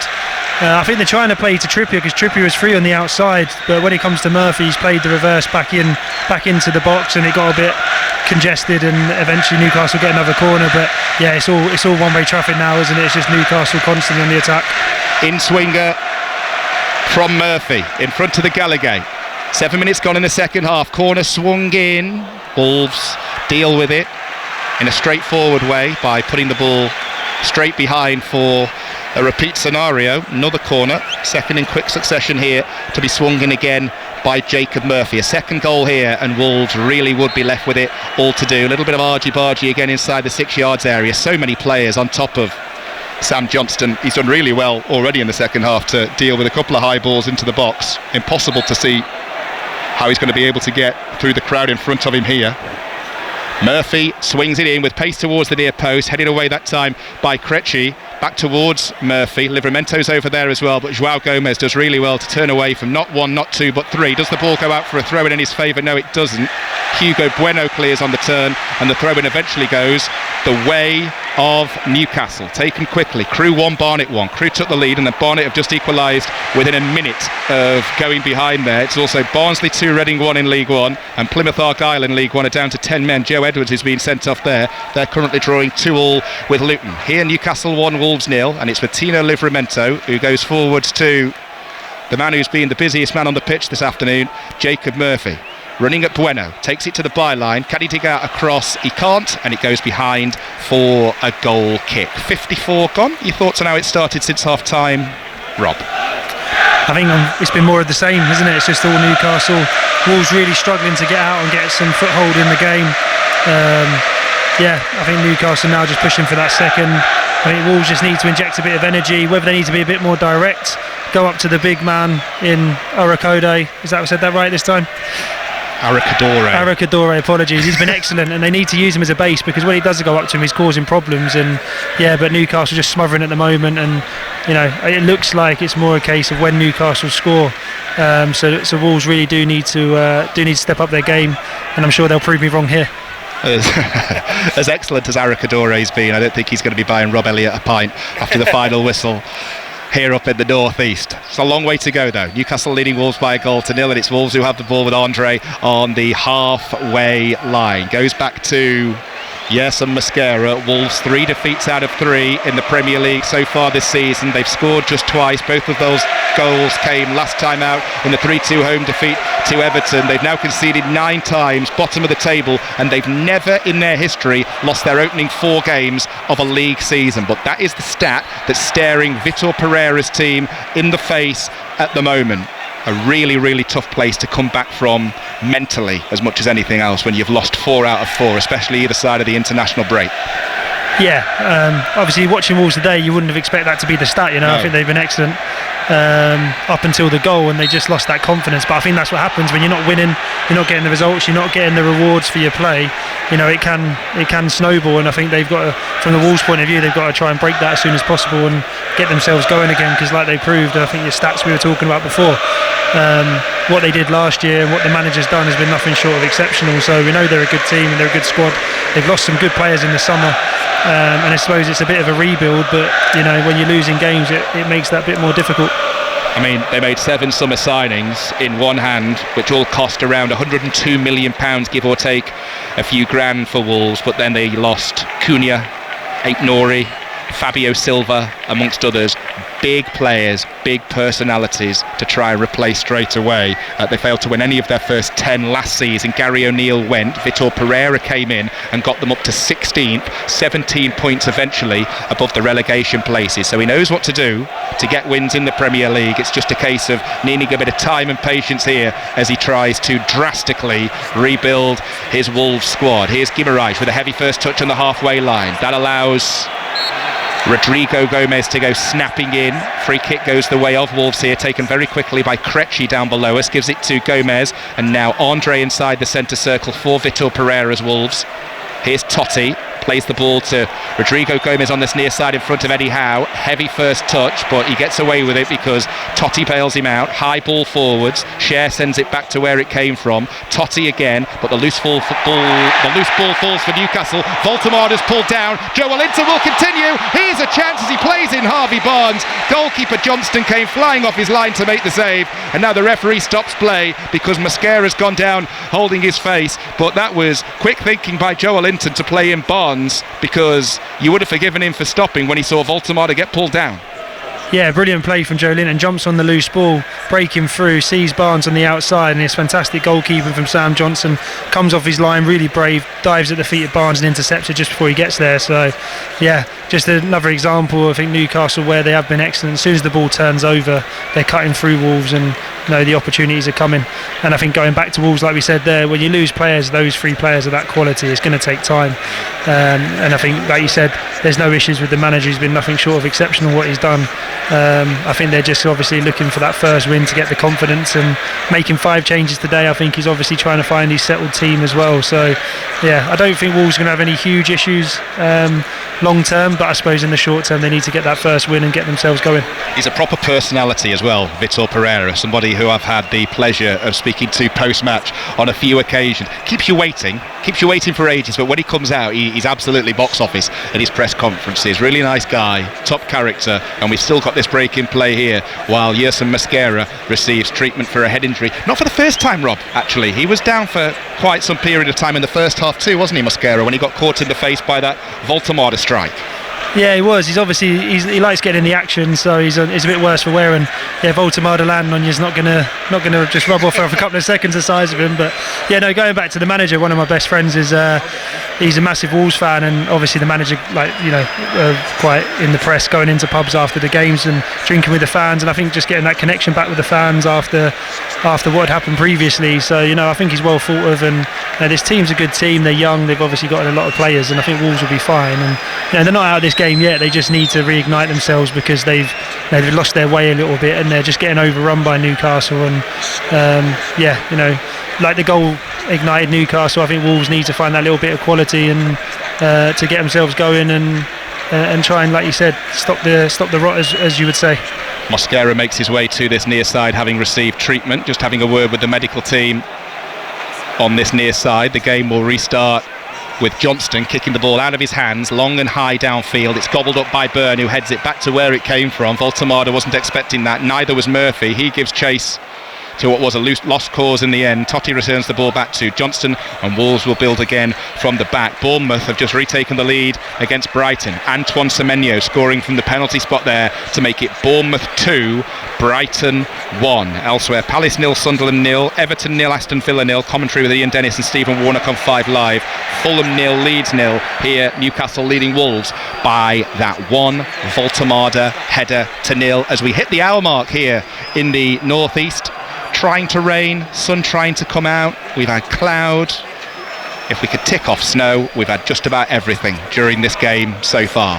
Yeah, welcome to the northeast. I'm used to it. I've been up here for a long time, but it's been a brilliant summer. But yeah, this is you can get all seasons in one day. But the game sort of dropped off a little bit, hasn't it? It's not been the same intensity as the first half because, like you said, Newcastle sort of dominating a bit, but they're coming forward again. They are coming forward now with Guimaraes. It's intercepted by Mosquera, but Joe Linton picks up the pieces, plays in Harvey Barnes. Chance here, goes down in the penalty area. He'd lost his balance. That's never going to get given.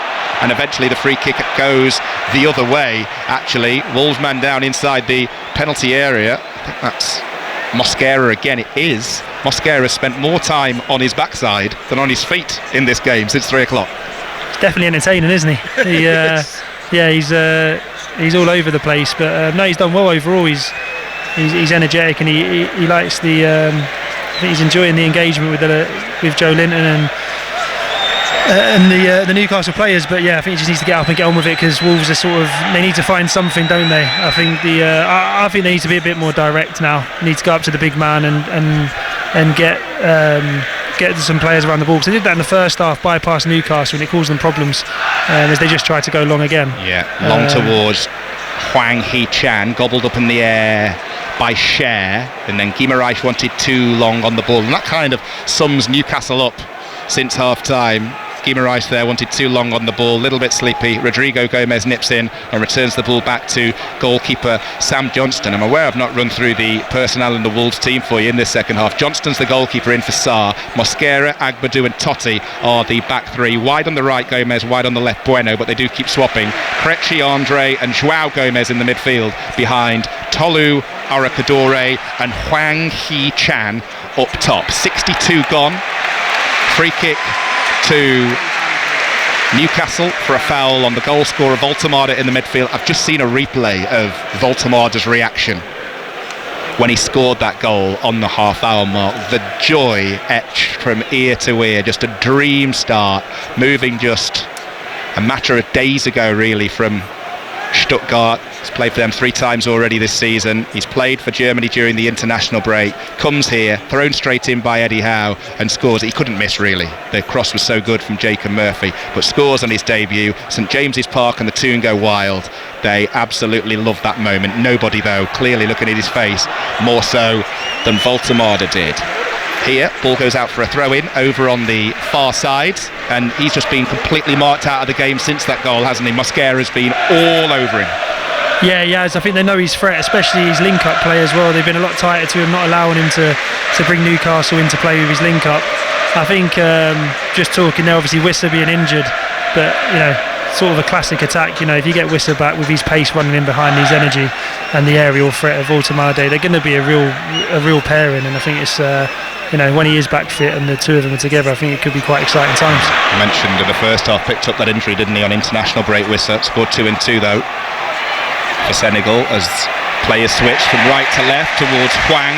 Waits for the challenge from Cher. That came all right. Cher went into Hwang with a right thud. Ball goes out for a throw, which Hwang takes quickly. Gives it to Rodrigo Gomez. 5 Sports Extra from the BBC. Both managers getting ready to make substitutions here. Wolves are going to bring on Jean Arias. They're also going to bring on Jean-Ric Bellegarde and Marshall Munetsi as well. So a triple change being readied here by Vitor Pereira, and a double one being lined up by Eddie Howe. Will Asula and Joe Willock getting ready to come on. So there's going to be lots of changes made here. Wolves will have to wait because Newcastle are going to go first. And just listen to this. Will Osula is coming on to replace the goal scorer.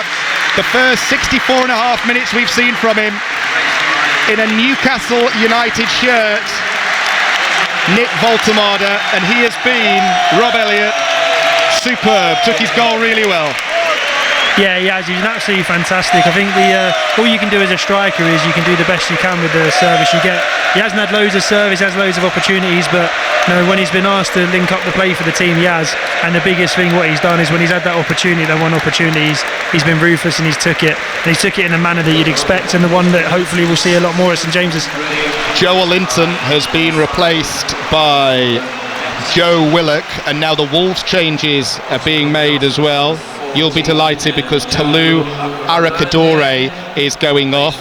Andre has gone off as well, and the other player to make way is Yerson Mosquera, unsurprisingly really, because he's spoken more to that physio, Yerson Mosquera, in this game than I think I've spoken to some of my family members in about 5 years, Rob. He's been in the wars, hasn't he? Yeah, he has. So he's managed to walk off, which I suppose is a blessing. But yeah, no, I'm surprised he's taken the big man off. I think he's been a threat. I don't think it's been more him. I think, Hwang and Gomez could have got around him a little bit more, because that's what they're doing in the first half, picking up the second balls. But like you said, a lot of changes, big changes, and we'll see if they have an impact. And just to recap them for you, because there was a lot going on there. The ball's high on halfway, by the way. I'll recap them just as soon as this Wolves attack has finished, because Rodrigo Gomez has the ball midway inside the Wolves half, the Newcastle half, gives it to Totti. Here's Bellegarde.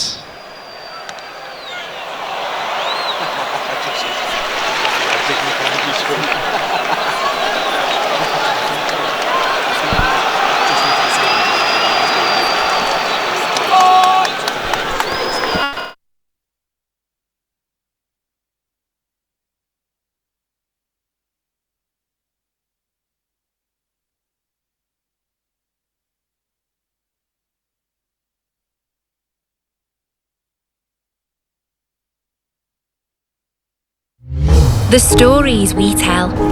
About the people we know. And the places we love. Are not just made here.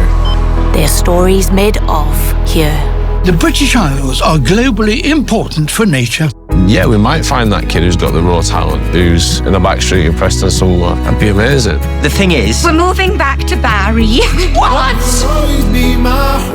Made of Belfast. Liverpool, Cornwall, Glasgow, Newcastle, Cardiff. Made of here. Because this is our BBC. Lee, have you got me back?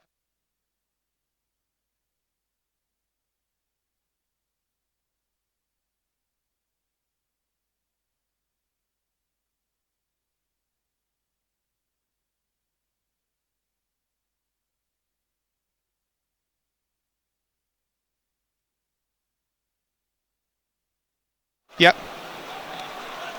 Welcome back to St James's Park here on 5 Sports Extra. We went off once in the first half, so it's only fair that we go off once in the second as well. You join us just as Joao Gomez is going to go into the book for Wolves here. Late challenge going in on, that is Bruno Guimaraes. So a yellow card there for Joao Gomez. Just to confirm the changes, Andre, Arakadore and Mosquera have just gone off for Wolves as part of a triple change made by Vitor Pereira. Marshall Munetsi, Jean Arias and Jean-Rickner Bellegarde, the three to take their places. Newcastle making a double change. Osula and Willock on for Joel Linton and Voltemade. Here, Newcastle with a free kick, about a third of the way inside the Wolves half, inside right, to be taken by Trippier. And Newcastle have 4 queuing up on the 18 yards line, and it's an opportunity here to make it 2-0 to Newcastle and possibly put this game out of sight. Trippier stands over the ball. Murphy's going to make a run to his right if he wants to go with a wide option. Trippier puts the cross in himself, and eventually Wolves are able to clear the ball downfield. I've still got Rob Elliott alongside me. Newcastle go all the way back to goalkeeper Nick Pope. We have got 21 minutes of this game to go here. Interesting to see what impact those substitutes have, Rob. Yeah, definitely. I think the big thing we've seen when they have changed the rules that you can make 5 subs is a disruption to the game. And and I think it's interesting to see what that does, because sometimes it can disrupt the game, because obviously it's been all Newcastle second half. So Wolves hoping that they can disrupt Newcastle's rhythm and start growing into the game themselves. Latest scores elsewhere: Swindon lead Harrogate by 2-1. It's Leyton Orient 1, Bolton 0, Mansfield 0, Stevenage 1, and Bristol Rovers 2, Barrow 1. So Barrow have got one back there, and Kiefer Moore scored for Wrexham to bring them back into the game against QPR. Wrexham 1, QPR 2 in the Championship. Also AFC Wimbledon 2, Rotherham 1, Barnsley 3, Reading 2. Here Newcastle United leading Wolves by 1. Nick Voltemade header to 0. He's just made way for Willa Schuler, and we will see what happens in the final. Just under 20 minutes to go plus stoppage time here. Wolves with Arias using the full width of the pitch, a little bit too much of it. That time it goes out into touch for a Newcastle throw, which Trippier takes and goes backwards with as he picks out Cher on the 18 yards line. So latest from the Premier League, 3 o'clock elsewhere. Bournemouth 2, Brighton 1. Brighton did equalise, but Bournemouth ahead for the second time now down on the south coast. Palace 0, Sunderland 0, Everton 0, Aston Villa 0, as you just heard a little bit of there with Ian Dennis and Stephen Warnock when we went off here on Sports Extra. Fulham 0, Leeds 0, and as we've been saying, Newcastle 1, Wolves 0 in this game. Guimaraes has just won it back for Eddie Howe's team, plays it to Ashula. He tries the through ball, looking to pick out the run of Harvey Barnes, intercepted by Krejci. He goes back to goalkeeper Johnston, and Wolves will come down their left. It was a good outball by Johnston, but then Hwang, trying to pick out Arias first time, misplaced his pass, and Newcastle will settle for a throw. Just as we went off there, I think there's just technical problems galore amongst many broadcasters here at St James's Park today. It was what you were saying earlier, Rob, about the weather. You're not used to having so many climates in one afternoon here. It's clearly playing havoc with all of the internet and power lines, quite obviously.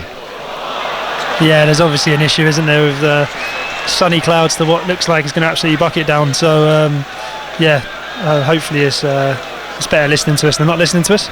We are. It depends who you are, I suppose. We are undercover here as well. Now, when we came out for the start of the second half, I was getting ready to put on the Factor 50. Now, I'm getting ready to put on my Mac. It's gone very dark and very grey overhead here at St James's Park. So hopefully we'll stay dry for the remainder of this game, which has 18 minutes left to run plus stoppage time. I hate cliches, but the next goal, absolutely massive in this match. Newcastle get it, it's game over. Wolves, and it's game on. Here come Newcastle with Murphy to the edge of the area right side, digs out a cross, might fall here for Harvey Barnes, well recovered by Wolves, and Agbadu just in the nick of time to clear it to the 18 yards line. It's going to fall for Hugo Bueno over on the far side, in a bit of a battle with Guimaraes. Is that a foul by Guimaraes on João Gomez? It was, but the referee has played a good advantage there. Chris Kavanagh. Wolves come forwards down their right with Bueno again. Good challenge going in by Tonali. Throw in to the visitors midway inside the Wolves half of the field. Taken quickly as they go backwards towards Agbadu. Here's João Gomez. 1-0 to Newcastle. Gomez looking at his options. He's got Bellegarde just next to him. Picks him out now. He's got Guimaraes for company. Keeps it moving. Totti on this near side. Plays the ball forwards to Hwang. Totti once more. And now Jean-Rickner Bellegarde, who came on as part of a triple change made by Vitor Pereira about 6 or 7 minutes ago. Agbadu forwards, poor ball, intercepted by Newcastle, who come forwards on the counter with Livramento. He's got Barnes wide of him, beats his man. He's going to check though, work it onto his right foot, comes and feel. Livramento plays a nice one too. Guimaraes flick, Barnes shot over the crossbar. Great move, just too high with the finish. Brilliant move, wasn't it? Like again, we've seen Barnes and Livramento. Their 1 and 2 touch plays absolutely fantastic. They've got a brilliant understanding, and then Bruno comes in, sets it for Barnes about 20 yards out, and he just can't keep it down. Bends it a couple of yards over. Wolves seem to have changed shape as well. They look like they've gone to a back four and probably going to try and get extra man forward to try and get a bit more pressure on Newcastle. But yeah, Wolves look like they've steadied a little bit, but Newcastle still look a real threat on the break. And like you said, the next goal is massive, but I think Wolves really do need to speed things up, because they're not really threatening Newcastle's final third. You know, Nick Pope's pretty much been a bystander for most of the game. Wolves getting ready to make some more changes. Substitutes getting stripped off just to the left of the halfway line here. We just heard the attendance confirmed as ever, 52,000 plus inside St James's Park, 52,145, the majority of whom made themselves very much heard when Nick Voltemada headed in the game's only goal on the half-hour mark. The game's going to get stopped again here now because Marshall Magnietzi has gone down inside the centre circle. He's got to his feet, told the referee he doesn't want treatment, so they've stopped the medics from coming on, but Magnietzi, who now crouches over, looks like somebody who either needs treatment or certainly needs a minute. He tried to say no to the treatment, but I think there's got to be the head injury is so serious and we've got to make sure we take it. But when a football hits you in the face, you know, with not too much power on, I think we can all agree you can carry on with the game. Now, you might have a bloody nose or whatnot. And speaking from someone who couldn't get out of the way of the football well enough and got the ball in the face a lot, you know, it does hurt. But yeah, it's one of them ones where I think we're seeing it tactically being used. You know, when the ball's hit with someone, they're going down off the impact, and I think it does disrupt the game, and they've obviously made him go off the side of the pitch now. Those are the thoughts of former Newcastle goalkeeper Rob Elliott, who's alongside failed Sunday League goalkeeper Lee Blakeman for commentary here at St James's Park. Newcastle 1, Wolves 0. Newcastle coming forwards down the right, looking for a second goal. Guimaraes gives it to Tonali, who's got time and space inside right, 30 yards out. Chips the ball to the left, brought down first time by Tino Livramento, running at Hugo Bueno. Ball in field, Barnes ball in, headed away by Krejci to the 18 yards line. Wolves try and win it back and make it stick with Joao Gomez, who does well to take it, clears on the turn up towards Hwang. First time layoff from him. He brings in Jean Arias, and Wolves are coming forwards here in their numbers on the counter. Play switch from right to left. Bellegarde will bring the ball down on his chest, running at Trippier, cuts inside on his right foot, edge of the D, ball to the right, good choice, brings in Bueno, 6 yards from the byline. Bueno goes back, cross is going to go in from Agbadou. Pope comes, drops it, claims it at the second time of asking. Just what was needed there to take the pressure off his defenders, because Wolves were looking threatening. Yeah, much better from Wolves, wasn't it? Moved the ball from left to right and then back again and get a good cross in, and Pope does well, comes and claims it to take the pressure off. But much better from Wolves, you know, exactly what they've needed, breaking down Newcastle, finding some space, and they'll need more of that if they're going to get the goal back. And yeah, definitely looking to press high in terms of Newcastle, because it has been too easy up until this point. Well, Wolves making their final two changes. They're going to take off Rodrigo Gomez, who's had a few chances. He scored 2 goals so far this season. He's not going to add to that tally today. He's going to make way along with Hwang Hee-chan. So Hwang Hee-chan and Rodrigo Gomez are going off, and the two to come on are Fair Lopez and Jackson Chichawa for the final 13 minutes plus stoppage time here at St James's Park. So he's done all he can from the side of the pitch now, Vitor Pereira. He's made his 5 substitutions. Now it's down to the players he's selected on it to try and get Wolves an equaliser and their first Premier League points of the season. Wolves on the attack down the right. Cross is going to come in. It comes off the back of a Newcastle player, cleared, brought back down by Arias over on the far side, using the full width of the pitch yet again. Beats one, can't beat Guimaraes. Newcastle try and pass their way out of trouble, but don't. They give the ball away, and it's now with Gomez in the midfield. Joao Gomez, 25 yards out, brings in Bueno, left side of the area, low ball in, cleared away sideways that time by Newcastle United and Joe Willock, and it's a throw into Wolves, and you can just feel all of a sudden, Rob Elliott, the momentum starting to change here. Yeah, exactly, and this is why Newcastle need that second goal, because 1 goal, 1 attack from Wolves building into it, playing with a lot more tempo, a lot more intent, and like you say, you can hear the grumbles and the bit of anxious. Throw ball here, chance for Wolves with Bellegarde, intercepted well by Newcastle. Nervous Newcastle supporters all around us. The clearance has gone straight to Totti, and Wolves are on the attack again. Totti to the left to Hugo Bueno, and now Jean-Rickner Bellegarde with a little bit of time on his right foot switches things from left to right. Wolves keep the ball with Agbadou, inside right, 25 yards out, through ball looking for Bellegarde. Ball goes behind, and it's a goal kick to Newcastle, and Bellegarde puts the ball on the 6 yards line for Nick Pope to try and say hurry things up a bit. We've got some momentum here. Yeah, definitely, and I think it's poor finding the ball in the end because they had good pressure. But yeah, definitely good signs for Wolves in terms of the way they're playing. Newcastle, like you said, the game can turn so quickly. They've got to be careful. They've got to make sure that they do go and get that second goal, because the quality Wolves have got within this team, and we know how football goes. One opportunity and then it can turn a good performance and a good day into a sour one. So yeah, I still think the game's teed up well, and like you said, I think there is another goal in this game, and the next goal is huge. And it might come here for Newcastle as the ball's played back to Wolves keeper Sam Johnston. Ashula gives chase. Johnston plays it high downfield. Byrne goes down under a challenge there. Newcastle want a free kick, nothing doing, say the officials. Shrewsbury 1, Salford 2 and Luton 2, 10-man Plymouth 3. Our latest scores in Leagues 1 and 2. Newcastle getting ready to bring on Anthony Elanga down below us. He's just having a long chat with the Newcastle manager Eddie Howe, but Elanga will be on shortly. Is it going to be before this throw-in is taken? Yes, it is. Elanga is going to come on, and Harvey Barnes is going to be the man to make way. Always a live wire, always a threat, just hasn't fallen just right today for Harvey Barnes. No, it hasn't, and I think Harvey Barnes is a great example of a player who's grown and grown into his time here, and he's getting better and better. And I think for me, he's a fantastic young player. He's got so much ability, and I think the next level for him is he's just finishing off those opportunities he gets. And when he does that, he's going to be a top player.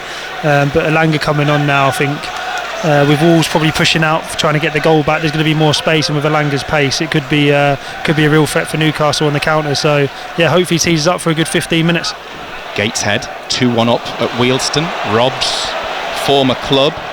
Kane Adam with both goals there. Here, Newcastle 1, Wolves 0 with 10 minutes to go plus stoppage time, and Wolves have the ball midway inside the Newcastle half of the field. So Elanga on, Barnes off for Newcastle. Changes galore. Eddie Howe can still make 2 more. Vitor Pereira's made all of his as Totti plays the ball to the left. Hugo Bueno does really well actually to keep the ball in play and not let it drift out for a throw. Wolves try and cut in from the left. Guimaraes wise to it, passes the ball to Tonali, who's under pressure from 3, peels away from 2, draws the foul surely. Yes, says referee Chris Kavanagh. Clever play, but at the same time risky play, given where Newcastle were playing around with it there inside their own half. The Wolves coaching staff absolutely furious that Newcastle got a free kick there. Yeah, I think it was a bit soft, wasn't it? It was a brilliant touch from Tonali in the first place, but I think overall it's a bit soft. The Wolves coaches being animated. There's a few next to us as well. They're getting quite animated as well, because obviously it's an important time for them.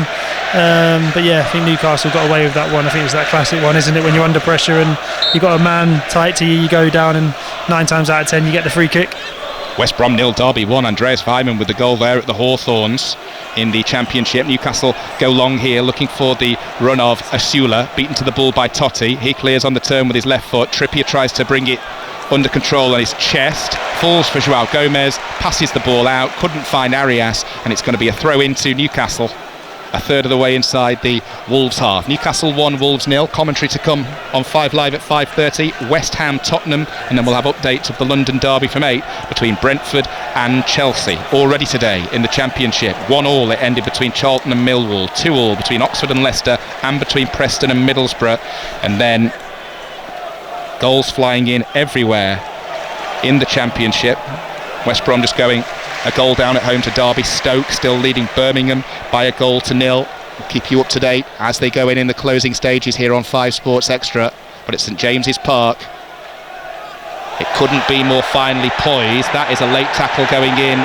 Is it by João Gomez? The referee not interested there on Sandro Tonali. I'm not sure there was too much contact. I don't know whether he's landed awkwardly, Tonali, but yeah, it didn't seem like there was too much contact there. Obviously Gomez on a yellow, so he's got to be careful with that. But no, the referee didn't see too much wrong. I think the referee's been fine today, to be honest with you. Probably a couple of soft ones either way, but nothing too controversial so far. Yeah, it feels just like what you'd expect to happen at this stage of a game. Wolves staring a 4th defeat out of 4 in the face. They're desperately asking for a little bit of support from the officials on anything, and they're just starting to lose their rag a little bit now, Wolves. Yeah, I'd agree. I think they're just becoming a little bit, there's been a few arguments and disagreements between a couple of the players, and like you said, it's not a bad camp. It doesn't look like an unhappy camp. It's a frustrated camp in terms of Wolves, and and I can understand their frustrations. I think overall they've been okay today. I think they started off brilliantly for the first half hour. They just probably reacted poorly, I suppose, to the goal, you would say, in the fact they didn't have enough belief to carry on doing what they were doing, because they were causing Newcastle problems and hurting them, and it's been a struggle for them to get back a foothold in the game. They've shown a few glimpses since the substitutions, but haven't quite got themselves enough of a threat to really test Nick Pope again. So it's a Newcastle free kick wide on their left, just short of the midway point of the Wolves half of the field. Over on the far side, we've got 6 minutes to go plus stoppage time. Free kick sent in diagonally. Cher heads the ball towards the 6 yards area. Shot goes in, takes a deflection from Willock before the goalkeeper Johnston comes and makes the claim and looks to get Wolves back down the other end of the field in a hurry. Willock didn't catch it properly, did he? Just snatched at it. Yeah, just sort of come completely off his shin, a complete shank, and he hit a Wolves defender and bounced kindly into the arms of Johnson. So yeah, Newcastle, one big thing they have and they've not been shy about it. It worked against Liverpool. Is every set piece is going in the box. They put Shah, they put Byrne forward, and they're a real threat when the ball comes in the box. And not only that, it stops teams getting out, and they're really good at pinning teams in and having a second and third attack. So I think Wolves have struggled with that, especially at the Gallagher. When you're attacking the Gallagher, you don't realise the slope. It's a huge slope at St James's, and when you're defending it, it can really feel like you're falling into the home end. Well, Newcastle attacking that end at the moment. Murphy does well to play the ball against Totti, and when Newcastle United a corner, he just punches the air towards the supporters in that stand. An opportunity to just waste a few more seconds, and he also wants the supporters to be nice and loud going into these final 5 minutes, because it has gone a little bit flat inside the stadium. Yeah, it has. I think that's just the way the game's gone. Newcastle have been on top. There hasn't been loads of chances. Johnson and Pope definitely haven't worked as much as you like, but you know that Wolves are going to have something in the next sort of probably 10 minutes they've added on as well. So yeah, I think from Newcastle's point of view, can the fans get behind the team now? Can they get that second goal to seal the 3 points? Short corner to Trippier. And now Willock on the edge of the area, chips one in towards the far post. Johnson comes a long way, claws the ball away. The loose ball will fall for Jackson Chichawa over on the far side, long with the clearance, looking to try and pick out the run of Fer Lopez, but Tino Livramento gets there first and goes all the way back to Nick Pope, who's been excellent for minute 1 today in the Newcastle goal. And then Trippier wanted a little bit too long on the ball that time, very nearly closed down by Wolves, and his pockets picked, but Newcastle get the ball downfield, and then it's a foul given against Osula on Krejci, which gives Wolves a free kick. We're just distracted here in this main stand. The Wolves coaching staff are absolutely livid with some of the decisions, both down on the touchline and up here in the stand just along from us. Yeah, I know. There might be a reason why they're in the stand, to be honest. So yeah, it's an interesting one. Newcastle 1, Wolves 0, 3.5 minutes to go here on 5 Sports Extra. Is there a second goal in this game? If there is for Newcastle, it will secure it. If there is for Wolves, it will set up their first points of this Premier League campaign so far and avoid them losing a 4th successive game at the start of a season for the first time in their history in the league. Here is João Gomez in the midfield. Works the ball to the right. Agbadou's over there. Back in field to João Gomez. 5 Sports Extra. We've got the closing stages on 5 Live of Everton versus Aston Villa. They're into stoppage time there at the Hill Dickinson Stadium. Everton 0, Aston Villa 0. Also goalless Palace Sunderland, goalless Fulham Leeds, and Bournemouth lead Brighton 2-1. Earlier Arsenal beat Nottingham Forest 3-0. Here that's a foul by Newcastle, which has resulted in a Wolves free kick. Bellegarde 25 yards out. Is that a foul by Guimaraes? Yes, says Chris Kavanagh. It was clumsy from Guimaraes. He's not happy, and this is going to be a Wolves free kick to the right of centre, 25 yards out. Rob Elliott, big opportunity now for Vitor Pereira's team. Yeah, big opportunity. It's actually come, I think Totti gets away with one, doesn't he? He gets the foul. He actually gets the foul, but he drags down, I think it was Willock or Osula, and then handles the ball. And then, yeah, they play quickly, and it's good play. He gets brought down, and like you said, dangerous area. They're going to obviously have a shot on goal, and yeah, it's a good opportunity for Wolves to get themselves back in the game. So just as the Newcastle fans weren't happy that one decision had gone against them, they're really not happy now, because this is a dangerous position for this free kick. 89th minute. Newcastle 1, Wolves 0. Jean Rickner Bellegarde stands over the ball with his right foot. It will be him with his right or Fer Lopez with his left. 3 in the Newcastle wall. I must say it favours the left foot of Fer Lopez here. He hesitates.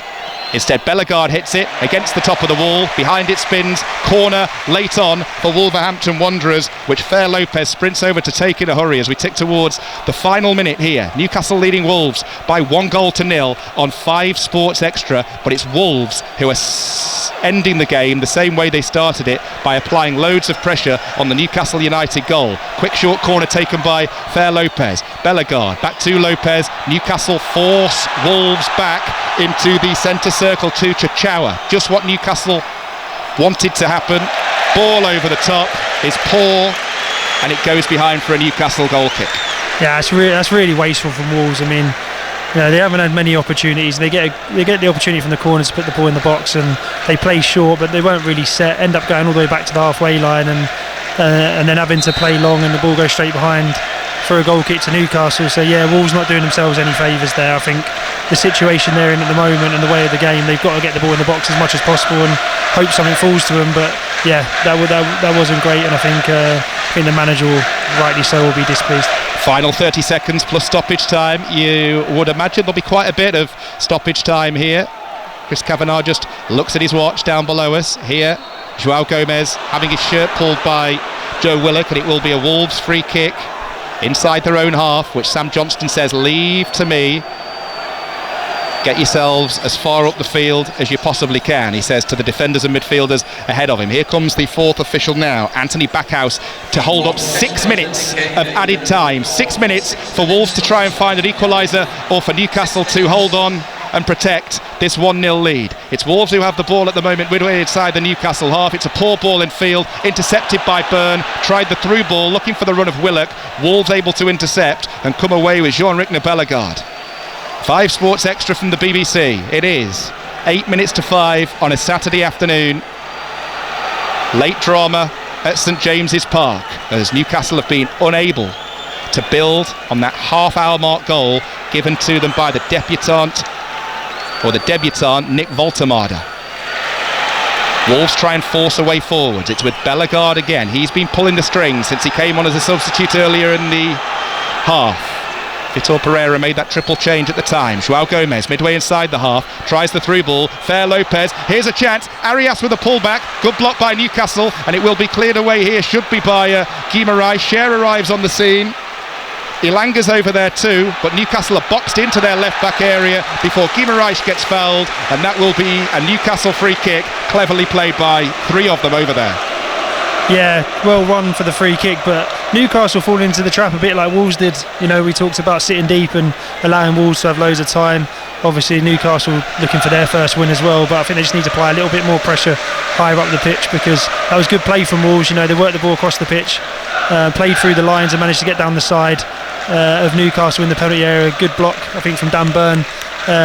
But yeah, Newcastle, like we said, got to just be a little bit careful they don't allow too much pressure onto them, and much better from Wolves in terms of threatening the goal. And like you said, another 2 or 3 minutes left, and just feels like there's still something else in this game. Yeah, 4 minutes to go, 92 played. Newcastle 1, Wolves 0. Late heartbreak for Leeds at Craven Cottage. An own goal from Goodmanson in the 94th minute has made it Fulham 1, Leeds United 0 there. Reaction to come on 5 Live Sports Report with Mark Chapman after 5. We'll be heading to the rugby here on 5 Sports Extra in the next few minutes. Botman getting ready to come on as the latest Newcastle United substitute down below us. It's been a dramatic Saturday afternoon. There'll be even more drama here on Thursday. I can't wait to watch that. Newcastle against Barcelona in the Champions League. That should be quite the occasion. Yeah, I think the European nights under the lights at St James's are absolutely incredible, and I was fortunate enough to play in a couple myself, and yeah, the atmosphere is always fantastic, but on them European nights, welcoming the likes of Barcelona is going to be incredible. And yeah, they've got to make sure they see out this game first and go into that game and with that good positive mentality, getting the first win. But yeah, definitely something to look forward to for the Newcastle fans. 3 minutes to go. Newcastle have just won a corner on this near side, the Newcastle right, to be taken by Trippier. Botman standing by. He's not going to come on before this corner is taken. An opportunity here for Newcastle to wrap things up if Trippier can get this delivery spot on. It's Voltemada's header that separates the two teams at the moment. Trippier looking to kill it from the corner. In it goes. Byrne with the header back across goal, headed away well by Agbadou to the edge of the area. Arias tries to play a 1-2 on the edge of the box. Wolves boxed in.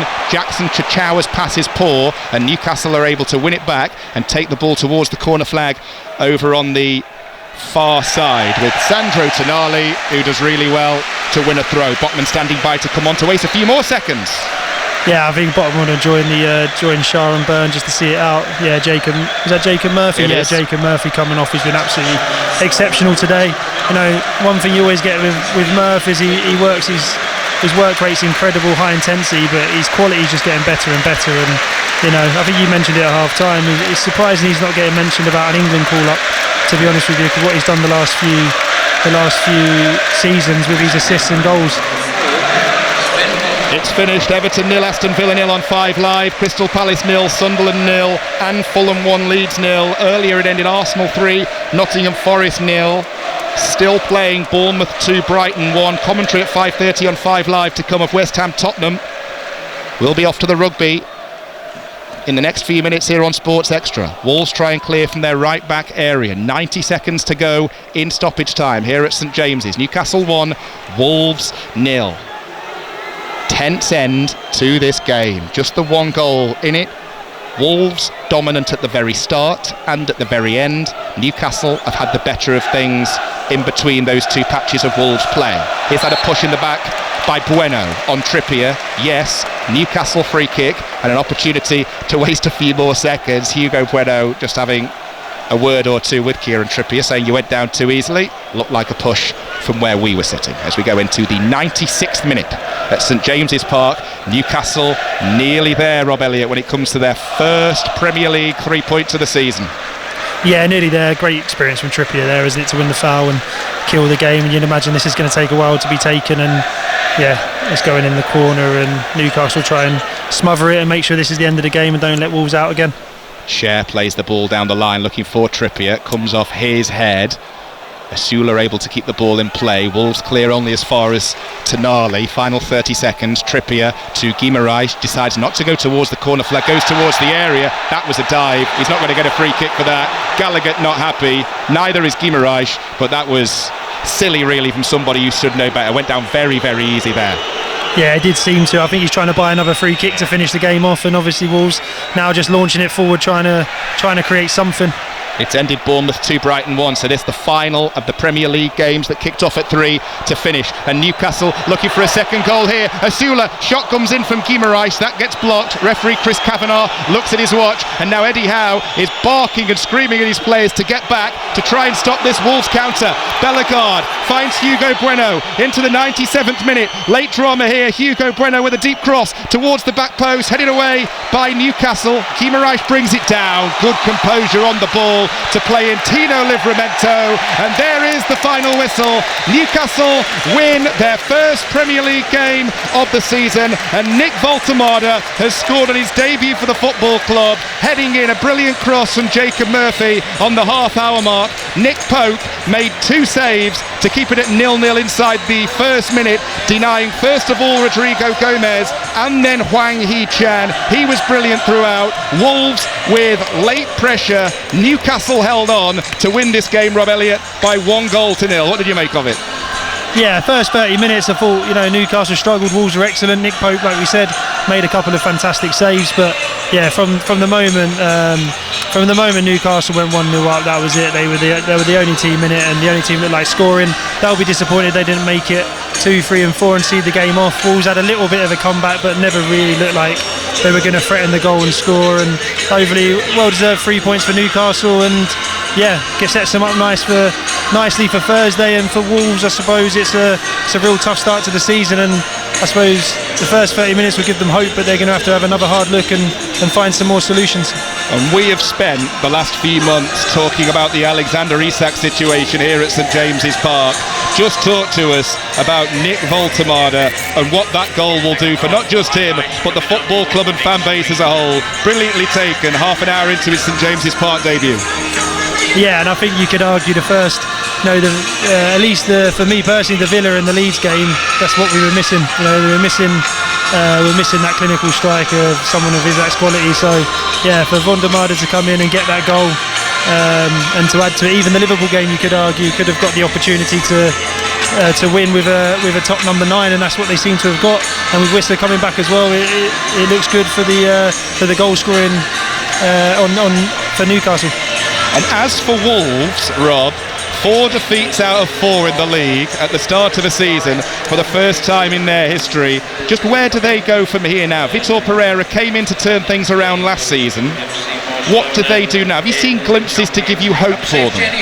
Yeah, they've got some really good players, obviously. Both Gomez's, the top players, and I think they just had a big transition. They lost 3 of their best players. They obviously lost a couple in the January before, and yeah, it's not an ideal start for them. I think they've got more than enough to be fine, but you know what the Premier League's like, it's relentless, so they'll need to regroup and try and get that first win on board and be able to grow, because yeah, what they did last year was exceptional, so there's obviously talent, there's obviously structure there, but for whatever reason it's not started well, and you just hope it's going to take them time for the new players to gel, and when they do they'll kick back on again. But more than enough to see today that they'll be fine, but yeah, they want to get that win sooner than later. And just a word on Thursday, the atmosphere's been brilliant here today, but when Barcelona come to St James's Park, that should be quite electric, and what a great performance to go into that game off the back of too. Yeah, exactly. It gives Eddie Howe headaches, doesn't it, of a team selection. And we talk about atmosphere. I think there won't be a better atmosphere in Europe when the teams walk out on Thursday night, and I think it'll be exceptional to be here. So I think, yeah, for Newcastle now, it sets them up nicely, gets that monkey off their back in terms of scoring getting their first win. And I think they can take confidence. I thought they got better and better as it went on, and yeah, hopefully a couple of players will be back fit and they can look forward to the game and go and attack it. It's been an absolute pleasure to watch it with you, Rob, here this afternoon. Those are the thoughts of Rob Elliott here at St James's Park, where it's ended Newcastle 1, Wolves 0. But there's more live sports to come now on 5 Sports Extra as we join commentary of Canada against Australia in the Women's Rugby World Cup with Kat Merchant and James Burridge. Lee, great to have everyone with us for this second half. Welcome to Bristol, welcome to Ashton Gate. There is a semi-final spot awaiting one of these two teams, Canada, the world number 2s. They are in the box seat here. They lead 31-5 at half-time. They have 5 tries already in the bank, and they have been playing some breathtaking rugby in the first 40 minutes. Kat Merchant alongside me. We're looking at the stats as well, because whilst Canada have been playing heads up, breathtaking, real, heads up rugby, Kat, defensively it has taken so much out of Australia. Oh yeah, their line speed has been incredible. The number of tackles they've had to put in, and aggressive tackles as well. They've really been putting a shift in, so they've only had one line break the whole game, and they've got a score from it.